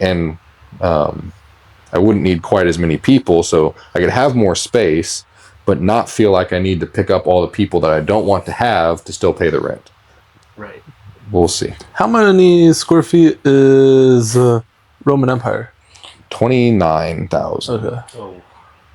We got everything though. Yeah. Well, and I don't think I'd ever want a gym that big personally. Because I mean, if you look at George's gym, it's like 29,000 square feet, but I think his actual gym floor is only like 20. Oh yeah, there's like Because a recovery room. Yeah, because he's got all the lounge is pretty big. He's got the upstairs and the downstairs and all that. So I think his actual gym floor is somewhere closer to like 20. But if you were to like look at it from an aerial view, he has that ginormous piece of turf that I think he said is 12 by 200. I think, or maybe it's 15 by 200. But either way, it's several thousand square feet of turf that I wouldn't have. Like, I would not have a turf that big. I'd probably have a third of that size, because mine is currently 12 by 50, and I'd probably keep it pretty much the same. I wouldn't go much bigger than what it I would just give it more room. Like, instead of having things like encroaching on it, I would put it and then like have the turf and then 2 feet and then 2 feet where it looks more usable. Or maybe a little bit longer, but not much. So like, say take out, another 2,000 square feet from George's actual gym floor, because I wouldn't have that big of a turf.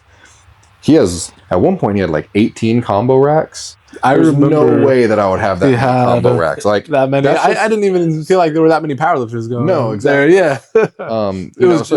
If you look at his gym and it's split down the middle, and he's got all the machines on this side, like his dumbbells, cable crossovers, upper body section, lower body section, that all probably fits in 10,000 square feet. And he's got those big walkways too that are like 15 feet wide, the ones that are marbled, so he can never put machines on them because he marbled them, which looks really nice.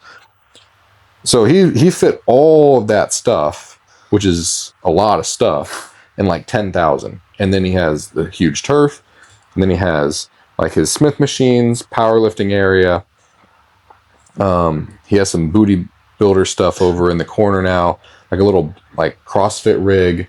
So like really, you could probably take out like 3/4 of that, and that would leave you with like 10 plus another 12 or 2,500, which I mean that's probably pretty close to what I need. But that doesn't include any offices, any bathrooms, because none of that's out there. You're looking at just gym floor. So I feel like the real perfect number is 15, which is why it's like, is 11.5 enough?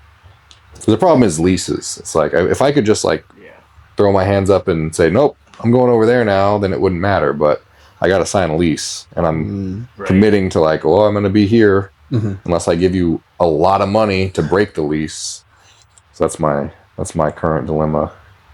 With Imperial, everything's been, I feel like it's been really fast in a good way. It's been well, that's me scared that everything will collapse at all times. Do you have a date in mind? You're thinking of trying to get all this? Well, they wanted to turn, so pretty much they contacted me, or no, sorry. I contacted them. I asked if they had anything. They told me that they had one coming up, because I actually was asking about the one directly in front of us. Okay. This is H on the other side. So there's like 2 horseshoes. Yeah. Oh, okay. We're at like G right now or something. Yeah, we're at G, and then there's H, and then on the other side there's G and H. So it's the H. Okay. 200 feet in front of us. And I asked them, and they're like, "Oh yeah, we have this building coming up. It's H. This many square feet in November." And I was like, "That's perfect." But this was 3 or 4 months ago, before I had so much stuff. And then I talked to them, and they said that they would do it. And then I talked to the fire marshal, because the fire marshal is actually a member of the gym, and he said, "Yeah, you can do that because we went back to the old code. Blah blah. Anything under 12,000, so you'll be good." Then he talked to the city planner, or maybe it's this code enforcer. I don't remember who it was, and they said no, because he's changing the use. He has to get a sprinkler system.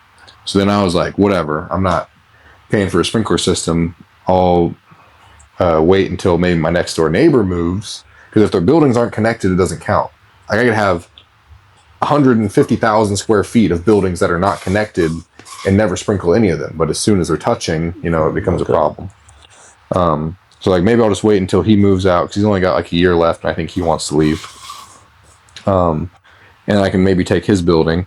Well, then they came back to me, and they're like, "Oh no, we went to a city hall meeting. We asked about it. We're going to make them agree to not do the sprinkler system, and we'll get that in writing, and then will you sign a lease? And I was like, if y'all can get it in writing that I don't have to get a sprinkler system, then I'll take this place. As long as we agree on terms and what you're going to give me to go over there, and lease length and things like that. And then they sent me a proposal, and I didn't agree with the proposal at all because it was crazy. Like, they wanted me to have a bigger space, have a longer lease, because I signed a 5-year at where we're at currently, which I wish I hadn't done.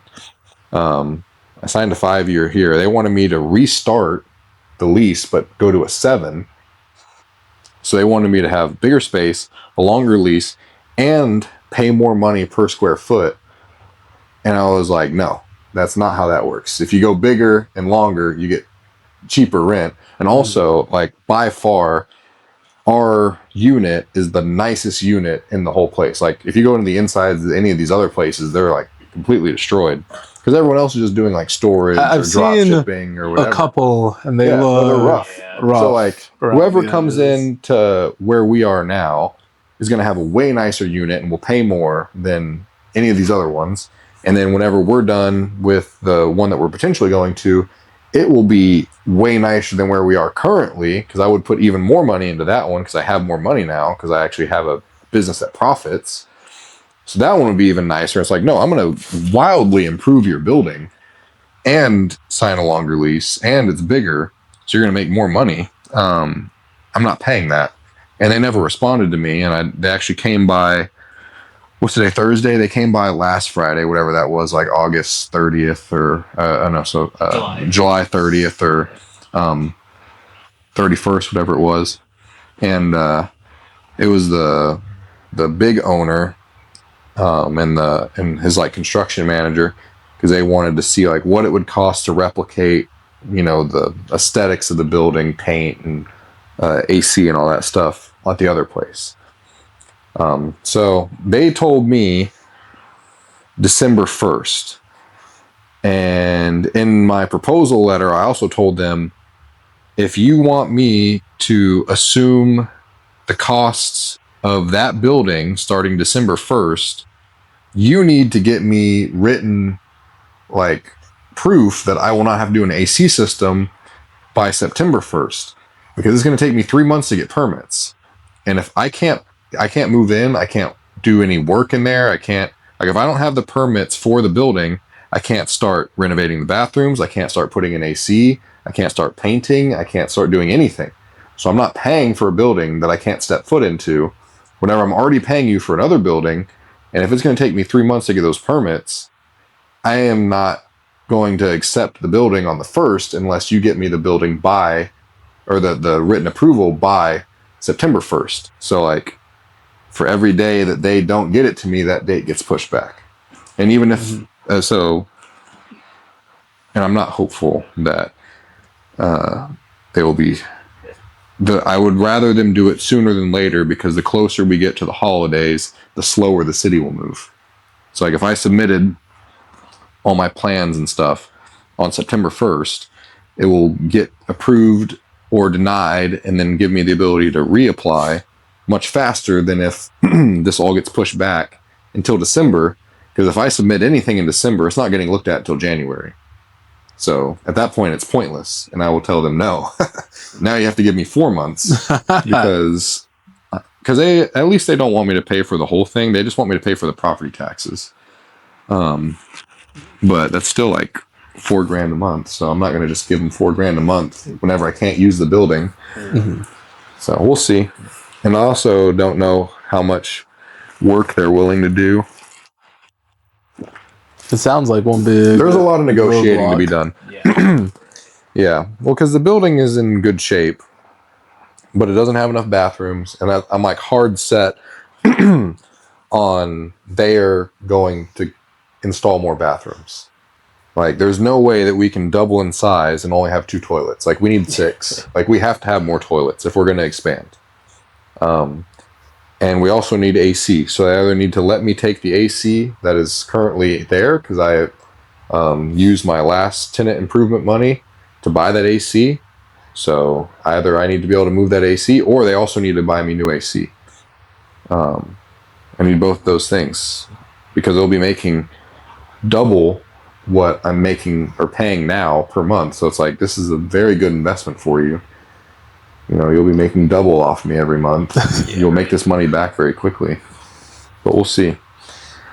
What do you feel like, besides this, has been the biggest roadblock with getting Imperial Fitness to what you want it to be? Oh, the city and landlords are kind of the only roadblock. I mean,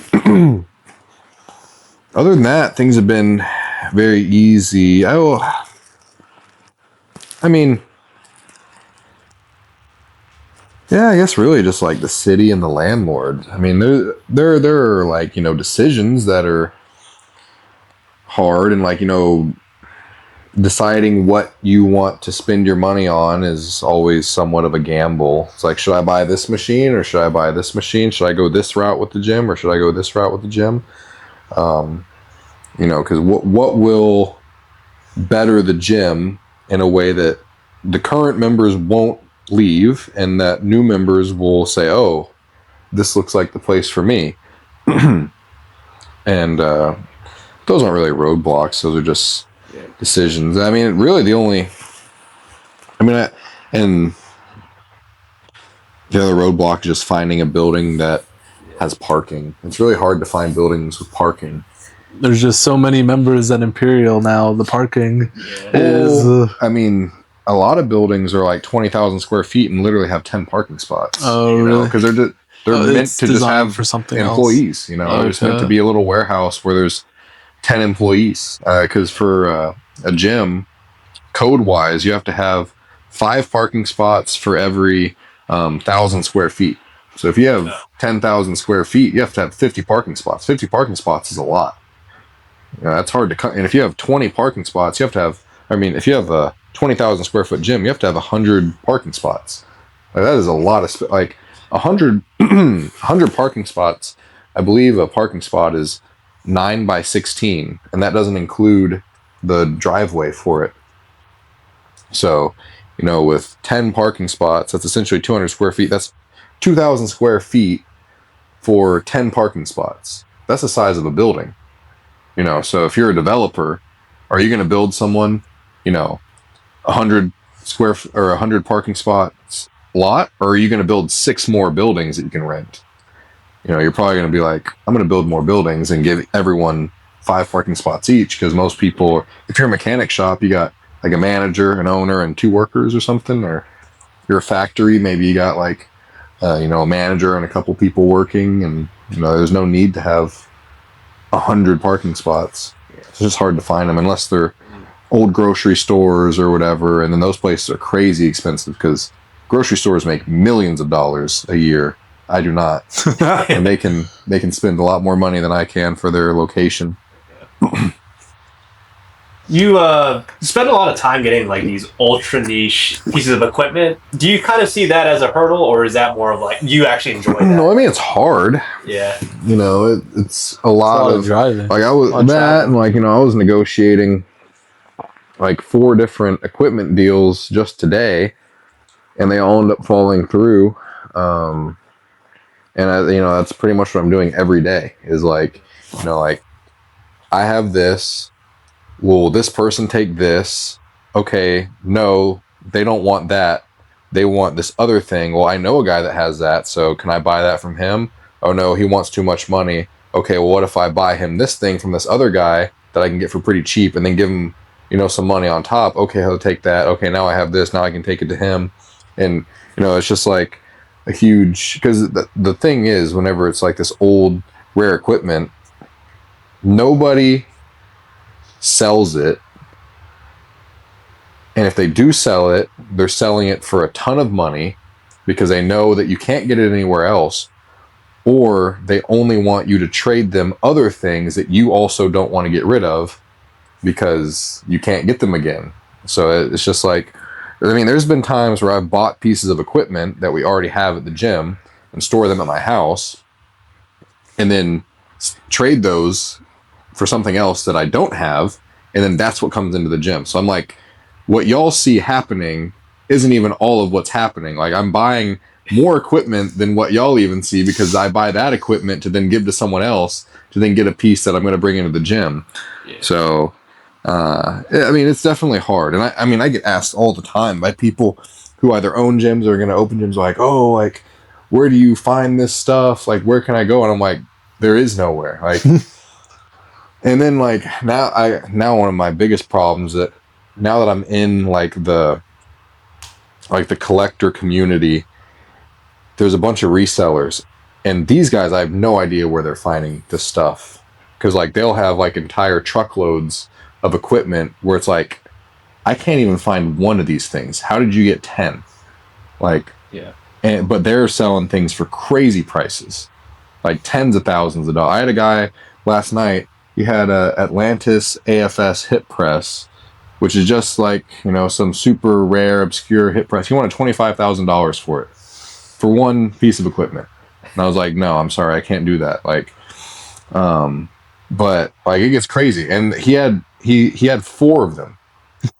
He had 4 of them in a shipping container, and then he had like a bunch of Atlantis, like chest presses, incline presses, shoulder presses, and it's like, where did you find 4 leg presses? Like, because there's no chance that one like high school gym or something that got liquidated, or you know, college wrestling gym or whatever got liquidated, and they had 4 of this, because they'll have a couple of, you know, leg presses or whatever, but there's no way that this, and I have no idea where they find that stuff, but that's what I spend all day doing, is just sitting there and, you know, talking to other gym owners, talking to equipment resellers, scrolling marketplace, auctions, and just like seeing what I can either buy or what someone wants to trade, and that I can, you know, buy for them, because you know, there will be times where it's like some guy out in Florida, he's looking for a piece of equipment. Oh, well, there's one over here in San Antonio, but he hasn't seen it yet, so let me go buy it, and then I can trade it to him because he has a piece that I want, and then we can trade and things like that. So it's just lots of drive, unless you have buku money, and then you can do whatever you want. Because I know some people like that too, where it's like literal multi-millionaires who are just opening a gym as a passion project, and someone comes to them and they say, oh, well, I'll sell you this for $25,000. They're like, okay, and just like buy because if you want to buy everything at top dollar and spend, you know, $2 or $3 million on just gym equipment, you can open a gym that has everything you've ever wanted, like OG wise, in a couple months. But if you have that much money, why would you open a gym? There's a lot more lucrative businesses out there that you could do that are going to be a lot easier. But it's a passion project for some people. There's a gym like that just opened up in England. I'm not sure what the guy does, but he bought like every rare OG piece of equipment, got them all powder coated black and green. They look super sick, but he just makes tons and tons of money, and it's just a passion project. I don't think he cares about making money from the gym at all. He just wants to be able to say, I have the best gym. And I think it's Birmingham, I think, England. Yeah, I don't know what he made his money doing, but he's got a bunch of it. It's just super decked out. Maybe he's the prince or something. He's in the royal family. Yeah. What's the most expensive piece at Imperial? The most expensive one that I paid for is at H Squat. Yeah, that one's a big one. I got a couple other pieces that are, their perceived value is possibly more, but I didn't pay that for them. Like that leverage pull down.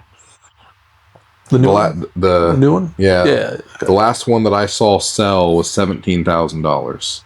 I didn't pay that for it. I didn't pay anywhere near that. But I saw one sell like a couple months ago for 17 grand. So that's probably one of the rarest pieces of equipment in the gym.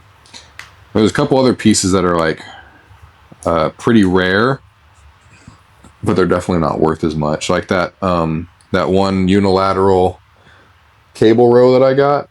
It wasn't a super unique. Yeah, it wasn't a super expensive piece of equipment, but I've never seen one for sale. Never seen one posted for sale. And then that like incline flex fly, it wasn't crazy expensive. It was expensive, but it wasn't like crazy or anything. And I've never seen one of those posted for sale. And that's one of the ones that I've had a bunch of people try to trade me for. And I'm like, nope, because I'll never find another one. I've never seen that in my Exactly, life. yeah. I'll never, because there's like the Cybex squat press or like the Cybex Smith machine.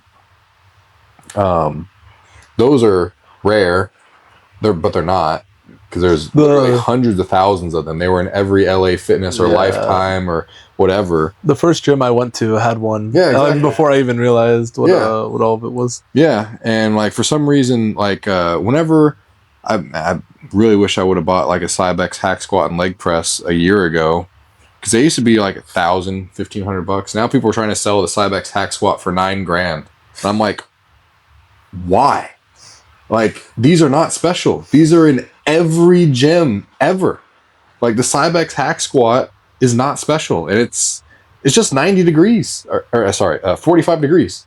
Like, it's every other hack squat that is 45 degrees is the same hack squat. Like, I don't understand this obsession. Like, it looks cool. Like, the aesthetic of it is cool, and it does have a nice small footprint, but like, I don't understand this current hype of like, I don't know who in their right mind would pay $9,000 for a Cybex hack squat whenever like you said, like the LA Fitness that was in my hometown had one, and that gym was horrible.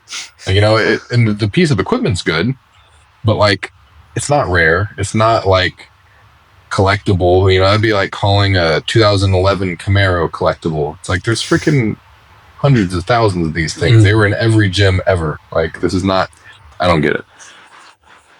I really don't get it. But yeah, so like things like that, like those are the type of things that I'll buy to then trade to someone else, because I can find those all the time. Like I bought a couple Cybex Smith machines that I bought and then just traded or sold, and they never made it into the gym because I'll just find them. We have one at the gym, right? Mm-hmm. Yeah, okay. And I want a second one, but I like whenever we expand, I will bring in a second one, but I like having one vertical and then one slanted. So that's why that one has stayed, because the Cybex ones are all vertical. But once we expand, I'll add a second one. But that's one of the easiest things for me to find and then trade or sell, because everyone wants that one. If you don't already have one, they're like, oh, okay, I'll give you this. I'm like, okay. But because those things are so easy to get if you know where to look. A lot of people don't know where to look. What percent of this is like Facebook Marketplace versus the secret methods in order to get some of this? I'd say up until like April, it was almost all Facebook Marketplace. And then since April, very little Facebook Marketplace. I'll buy things off Marketplace to then trade or sell to then get something else.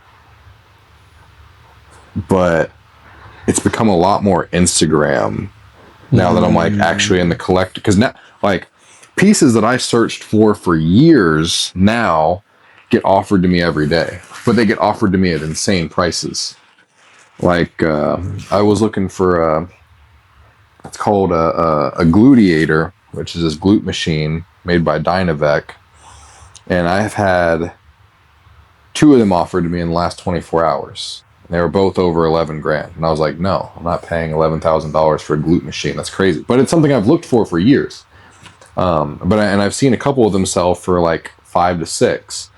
And it's like, I'm not going to pay double that. But now I've been offered a bunch of them. And then I was looking for like the flex leverage press, the flat and the incline for forever. Couldn't find any. And then it wasn't last week, but the week before, I had 4 of them offered to me in 1 week. But they were all like crazy prices. Are these gym owners offering them or resellers? Sometimes it's gym owners. Most of the time it's resellers. And the resellers always want, because the resellers probably bought it from some gym owner who sold it for a fair price, and then their instant reaction is, let me add $5,000. Like, these resellers must be like freaking living large. But yeah, so now that I'm in the like, but also once you kind of like get into that, then you get into the gym owners who don't want to deal with the resellers, and then like me and a gym owner who are both okay with like, you know, hey, I'm going to sell this to you, or hey, I'll trade with you because I know that you're not going to turn around and charge the next guy $5,000 more. I know that you actually want this piece of equipment and you're going to enjoy it. Because like I've sold some like rare stuff where it's like I'm selling it to you and I'm not going to make a bunch of money off of this, but I am happy that you will have it because I don't want to sell it to then watch it get reposted 2 days later for $5,000 more. That's just going to piss me off. So now it's a lot more of that where it's like connecting with other gym owners who aren't trying to like price gouge, and then sometimes dealing with the resellers who, because I mean every once in a while it does work out. Because like one of the deals that almost worked out today was I was going to trade, or I was going to sell the Flex abductor and adductor to someone so that I could use that money plus some money from another machine that I sold to buy the gluteator and then a hammer strength adductor, because the hammer strength adductor is plate loaded. So then people wouldn't have to gym pin it anymore. And it's the same, it has like the long leg things instead of just like the knee. So it's like it's the same thing, and it has like this huge range of motion too, but you can't break a cable and you can load 700 pounds on it if you want to. So like this is better. So that even though I would have been paying an outrageous price for the gluteator, I wouldn't really be paying it because I would be getting rid of 2 pieces to get the money and then another piece that I sold to where it's like I didn't really pay for it, but now the gym has come out with 2 better pieces of equipment than what we had last week. So like that happens sometimes too, where I do pay, because that happened with that Nautilus Explode pull down.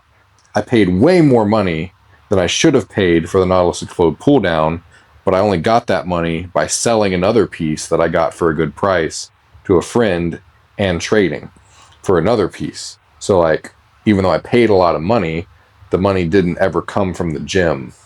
It never came from like my money. It was like I made money off of selling and trading a piece of equipment that then paid for that, even though I paid too much for it. But I didn't pay for it. So that happens a lot too. Okay. It's kind of like the watch. Yeah, it's very similar to that. So like, okay, yeah, I'll take this watch and I'll, you know, turn around and try to sell it to this other guy, or I'll trade it to him because I know that he really likes this brand and this year he's been looking for this, and then once I get that, then I can go buy what I want. Yeah. Very similar. Or like cards. Very similar to like Pokemon cards, shit like that. Perceived value. That's what, you know, because to one guy, a card might be. That's what our listeners will understand. Yeah, you know, one card might be worth, you know, 10,000 because that's the last card that they need for that set. Where it's like, oh, I have this entire set except I'm missing this card. You know, it's like I need that one and I need it to match this. You know, I have the, you know, this specific edition. Yeah, and I want to have all first editions or all second editions. You know, because they changed the whatever on the cards. They started putting the, you know, I don't know what they do, but you know. It's the same. Yeah, it's all perceived, like perceived value, right? And finding out what other people perceive to be more valuable at the time and finding it for them. Like today, there was a guy who had a Cybex Smith machine once again, and he wanted to trade for the Nautilus Explode that we have at the gym. And then I was going to go buy a new Nautilus Explode from a guy up in, I think he's in Conroe. But the guy that wanted the Nautilus, the guy that wanted the Nautilus Explode, he wanted like the Nautilus Explode plus like $1,500, and I was like, no. I was like, because I have to pay too much money to get a new Nautilus Explode for me to pay for that to give you this and money. I was like, I'll give you the Nautilus Explode outright. You give me the Smith machine, and I'll go buy this other one. But his perceived value of the Nautilus Explode is less than what he values the Smith machine at. But there are a lot of people that would have jumped at the idea of like, oh, I can get a Nautilus Explode for a Cybex Smith machine. Absolutely, I'll take that deal. Like me, if someone offered me a Nautilus Explode for our Smith machine, I would take it like that. So I could find another Smith machine next week, and it would be a non-issue. It's a lot harder to find a Explode piece. So, do you have any advice for someone who wants to get into the gym industry and open a gym? Like the biggest piece of advice you would give? that's the piece of advice I always give everyone is to like start small, like because part of the reason why we've been able to do so much is because my overhead has always been small. Like whenever we were at Iron Cowboy, my overhead was like $2,300 a month, and we started out at $40 a month, then went to 50. So that's like 50 people.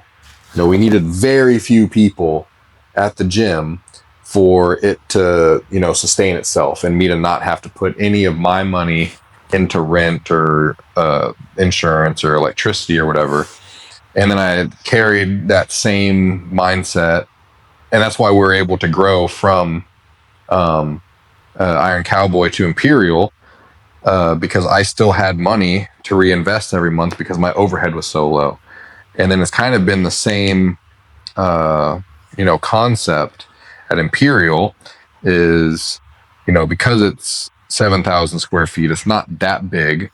My overhead is like 10 and a half per month, depending on like electricity. Like in the winter time it was lower, in the summertime it's higher, just because more electricity. So now that we're at 50 and 60, $10,000 a month is 200 members. That's not that many people for a 7,000 square foot gym. You can kind of like scale like people off of square footage. So like up to a certain, like down to a certain point and up to a certain point.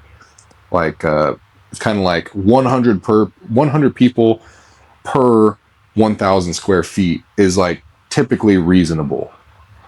And you can get more and you can have less. Like if you have 1,000 square feet, it's going to be hard to get 100 people. If you have 100,000 square feet, you're not going to get 10,000 people for sure. But you might be able to get 10,000 people in 25,000 square feet if you're like Crunch. Like if your cost per month is $10, then you might be able to get 10,000. But in that like 5,000 to 10,000 square foot range, you can kind of like assume that like, okay, I can probably get like 500 people to sign up for my gym if I have good equipment in a good spot and I make good decisions in this 5,000 square foot spot. So that's why I've been able, because my overhead's only like 10 grand a month, to constantly reinvest in buying a gym. If I would have, gone from Iron Cowboy to like that 17,000 square foot spot, I would have had no money every month to buy more equipment. So then more people would not have joined because I'm not buying more things that add value to the gym. I'm just another, gym that opened up and they have so-so equipment and they don't have enough equipment. Nothing's, particularly unique about the place. It's just another kind of like H&S. Like I've never understood the hype about H&S. Not to talk shit. I'm sure they're great people, I haven't been there. But it looks ginormous, and it's just ginormous. A big arsenal package. Anyone can open that gym.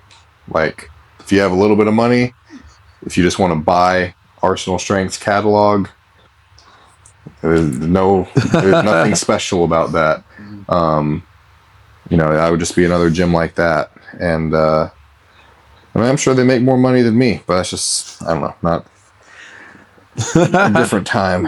I just don't like Arsenal Strength. So anytime I see someone buy an entire Arsenal Strength package, I just shake my head and wonder why.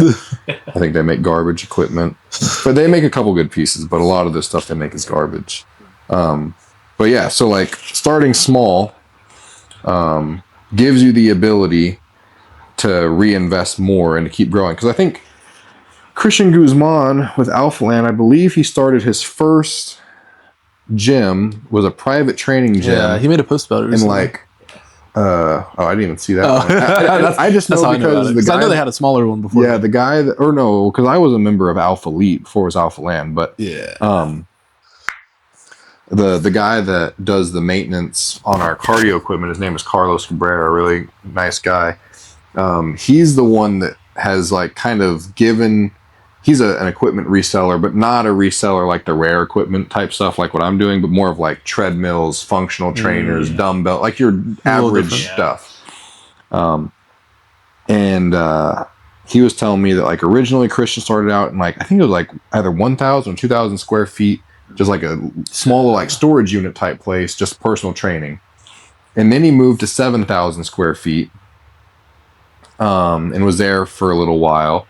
And then he moved again, and that's whenever Carlos sold him a bunch of equipment. So whenever he opened that 7,000 square foot spot, he sold him like an entire like package of equipment. And then he moved into what was Alpha Elite, which before that, I don't remember what the name of the gym was, but the old owner of that gym is actually a member of our gym. His name's Jason. Really nice guy. And it was more of like a baseball, like athlete training facility type of thing, more so than it was like a gym for real. And then Christian took over that building. That was the one that was by Corrupted on Avenue E or whatever. That was Alpha Elite.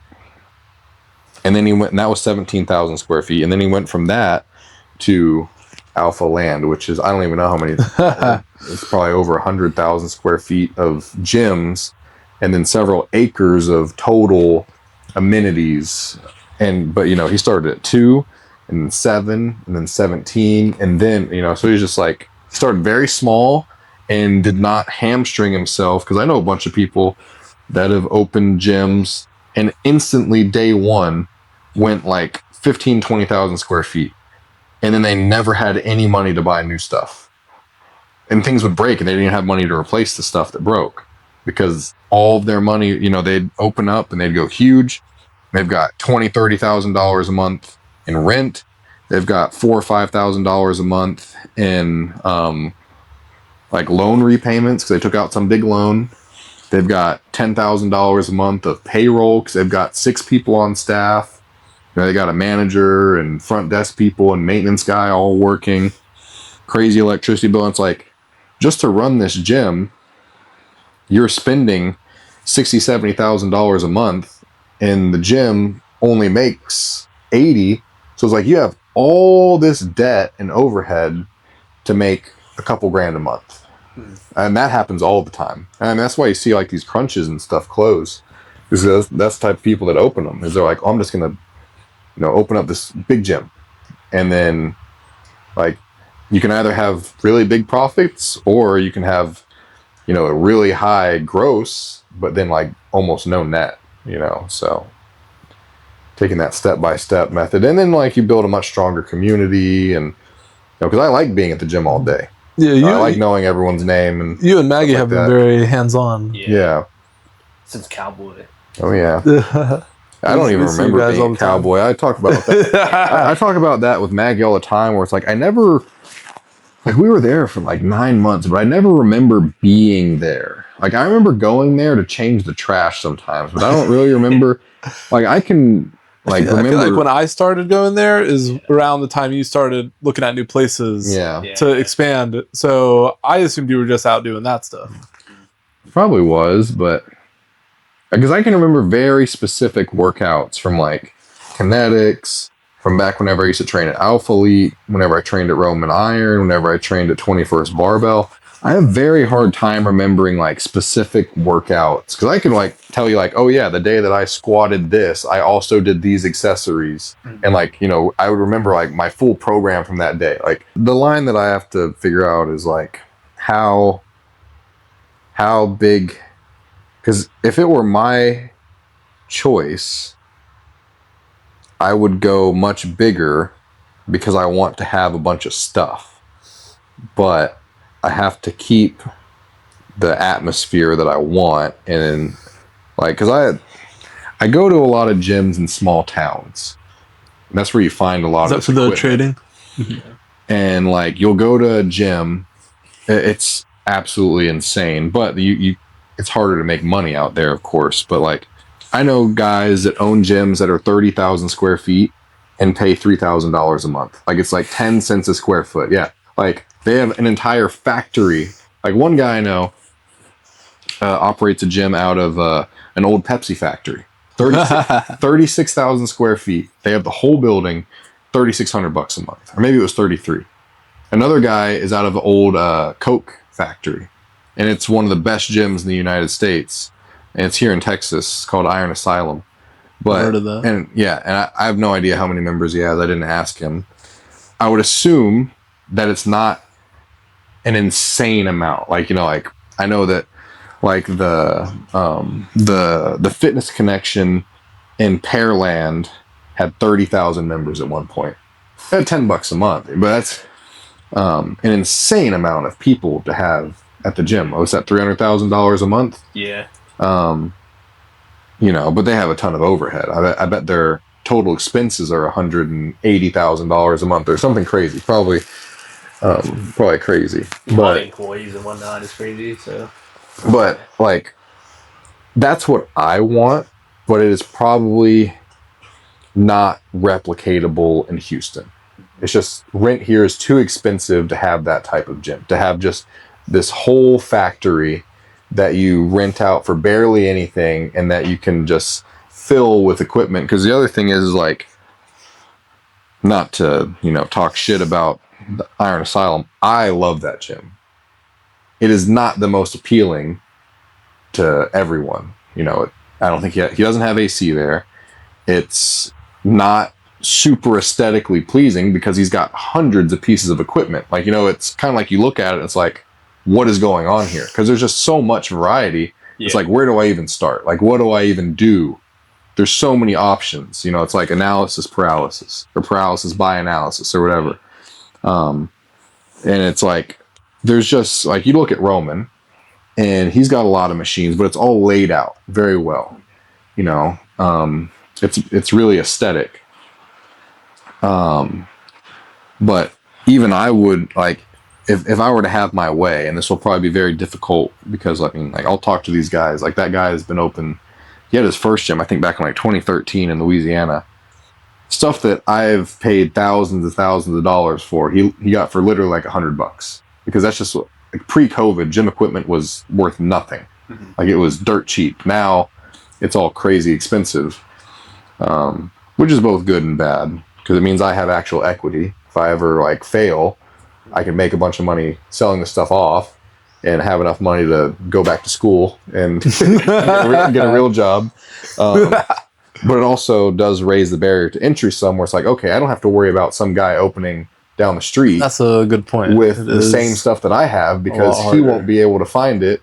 And if he does, he probably has so much money that he would put me out of business either way type of deal. You know what I mean? Yeah. Where it's like, it's harder for just anyone to pop up and replicate what I have instantly. They can go buy, you know, whatever new stuff they want just as easily, but they won't have what I have. Unless they have a lot of money and a lot of time, if they want to buy it all like right now. So that is the nice part, and the equity part's really nice, where it's like, okay, I know that, like it's essentially like I have like stocks sitting out on the gym floor, where it's like, okay, these are going up. This is good. They're all at their peak. Yeah, and you're restoring them too. Yeah. But if it were my choice, I would own a gym like that, where it's like you walk in, you're just like, what is going on here? But I wouldn't have nearly the ability to have members in a gym like that. Like you'll have way more members in a crunch than you'll ever have in a gym like that for sure. Mm-hmm.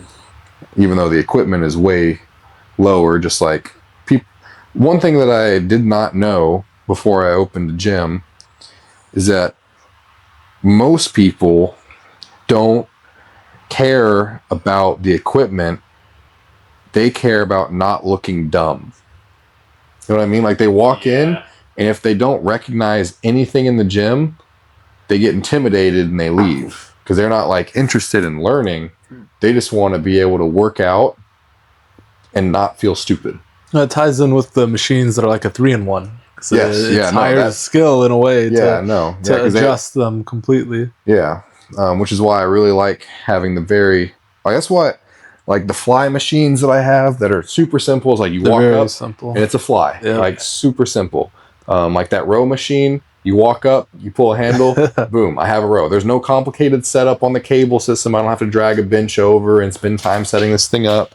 I can just walk straight up, put my hand on the pad, put my knee on the pad, row. Like, I bought those, the ham tractor and that Icarian ham tractor, and the Cybex still gets used way more because it's just what people are comfortable with, and it's a good machine. But like, most of the time people are looking for like what they know, which is why whenever I laid out the gym, you walk in, the first thing you see is cardio equipment, cables. You used to be able to see the dumbbells. Now I have too much stuff and it's kind of blocked off. But it used to be whenever you'd walk in, the first thing you'd see was cardio, cables, dumbbells, chest presses, because that's things everyone understands. And then all the like more obscure stuff was in the back. Like, that's why the powerlifting is in the back. Yeah. It's more intimidating for people. That's kind of how powerlifters also like to be like off on their own. You know, that's true. That's how Dr. Sean at Rise set it up as well. Yeah, you want people to walk in and feel comfortable, and that's also part of the reason why I want more space, is because I know that like a lot of people walk in and immediately feel like, whoa, this place is cramped. Like, there's so much going on in here. Like, I just look out and I just see like endless machines. Endless. Because there's no space. Whenever they're all spaced out, it's a lot more digestible. Because you can tell, like, you can look at it and you just see, you know, one machine. Opposed, like, if you lined up a bunch of water bottles, it looks like way more water bottles than if you space them all 10 feet apart. You know, it's like, oh, okay. I can see what everything is. It's not just like a big blur of like metal arms and seats and stuff. Into the abyss of gains. Exactly, yeah. But I like everything being kind of closer personally. But I know that it would do better as a business with everything having more space. And especially once I put the turf down the middle and it made the gym look so much bigger, I was like, oh, okay. I like more turf in the middle. It just makes it look open. But then I go into commercial gyms. I'm like, God, this is terrible. I have to walk so far. The machine's all the way over there. Why is it so far away? Bench press here, pec deck 200 yards away. This is ridiculous. No, it all feels like a close walk. Yeah, I know. Well, I like the one thing I worry about is going bigger is like losing the energy. And, you know, like if everyone is within 10 feet of each other, like, you know, everyone is within like, you know, 10 to me and 10 from him to him. Yeah. But, you know, you get to a huge gym and you might be like 20. Like, it's no longer talking distance anymore. Like, you have to shout. Talking distance is good. You know, like I like the close-knit community that the smaller space brings. Yeah. I do always joke with Johnny, though. I was showing him this the other day.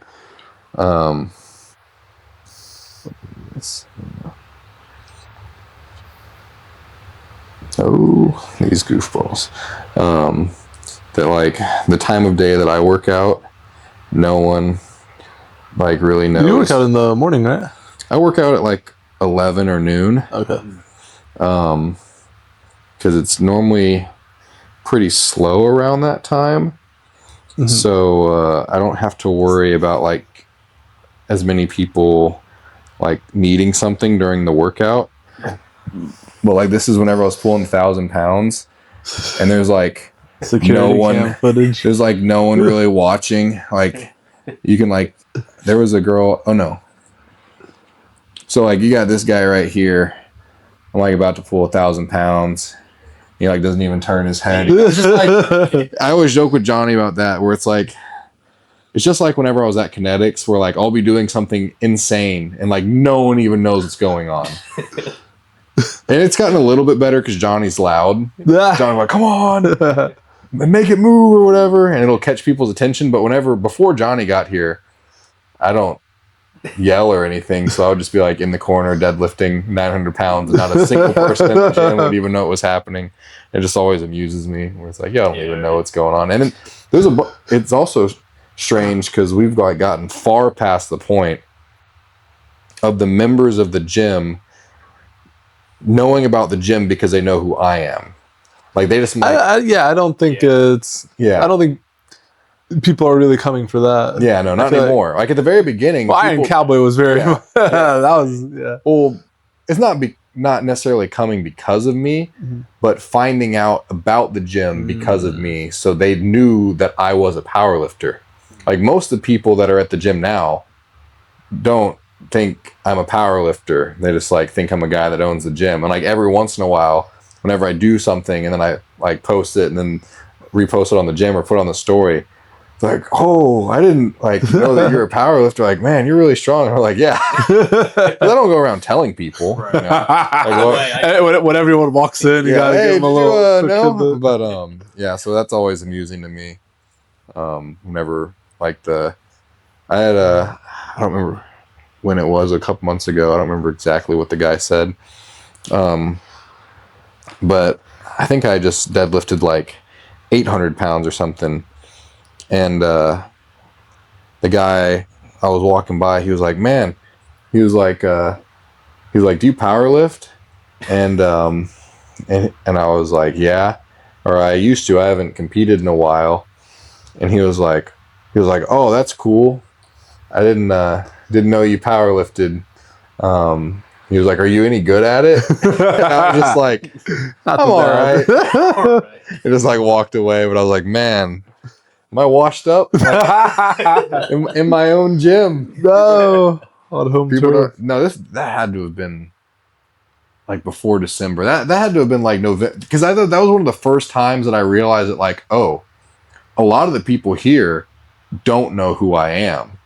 Like, they have no idea that I'm a power lifter or anything like that. And that was kind of whenever I started to realize, like, oh, people in here have, like, the people are joining the gym because they heard about the gym, not because they heard about me and then saw that I had a gym. Because, you know, at Iron Cowboy and at the very beginning of Imperial, people knew about the gym because they knew about me.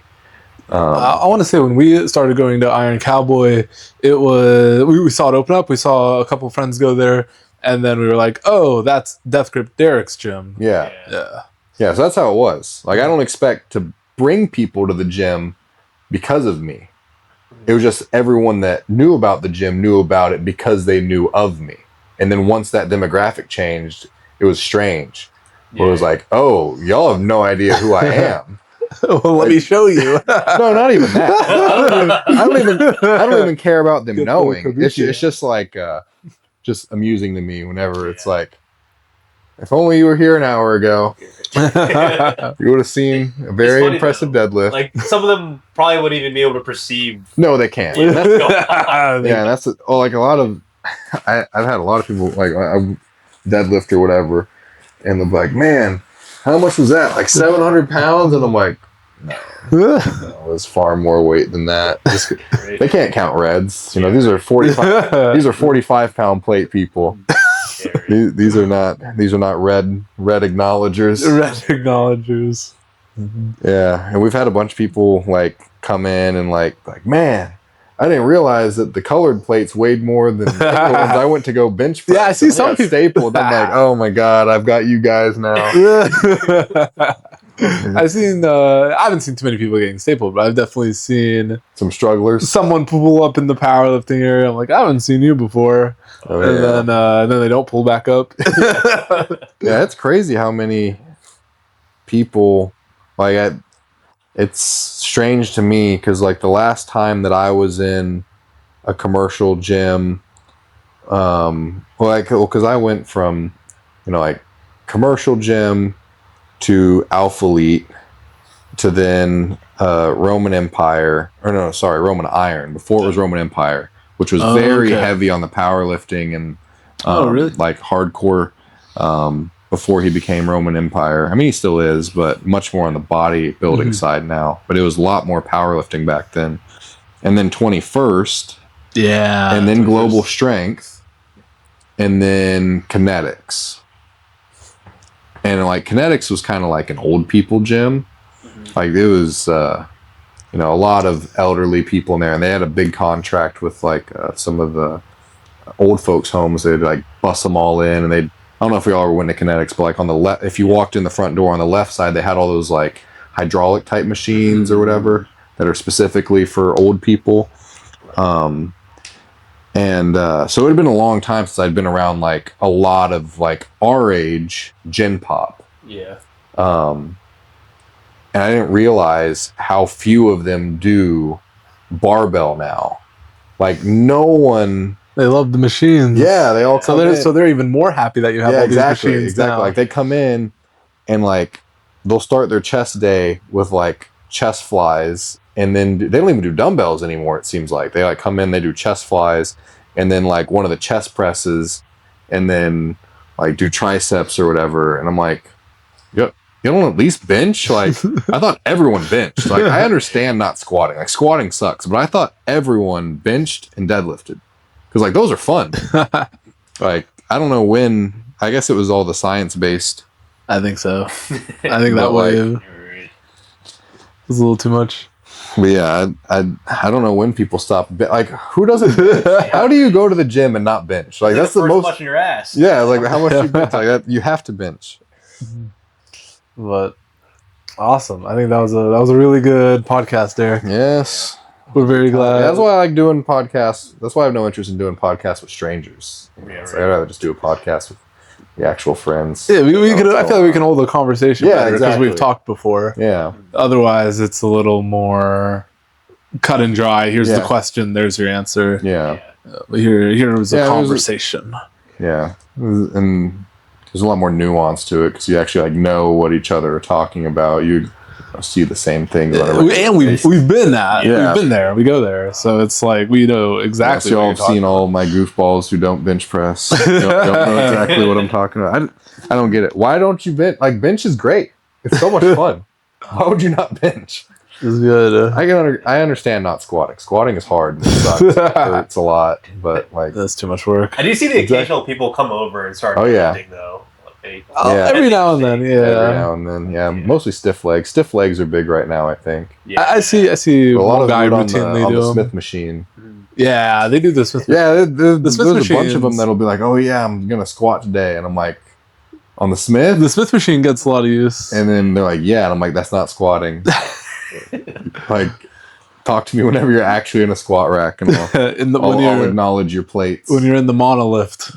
No. I only use a monolift because I can't fit inside those it's jacked racks. No, I just have terrible shoulder mobility.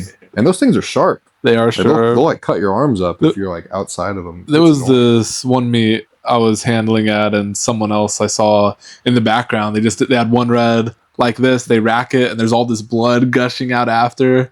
And I'm just kind of like, oh my goodness, what is going on? And that's why I was with Theo, and I texted him.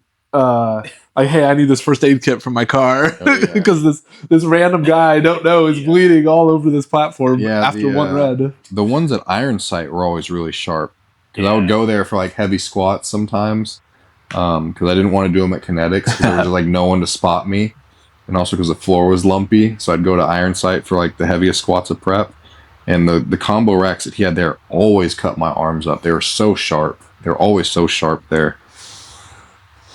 It's intense. Yes, I didn't like it. I haven't seen anyone get cut up at Imperial. One of them there is pretty sharp. I don't remember which one it is. I think it's the one like right to the right of the monolift. I think that one has really sharp.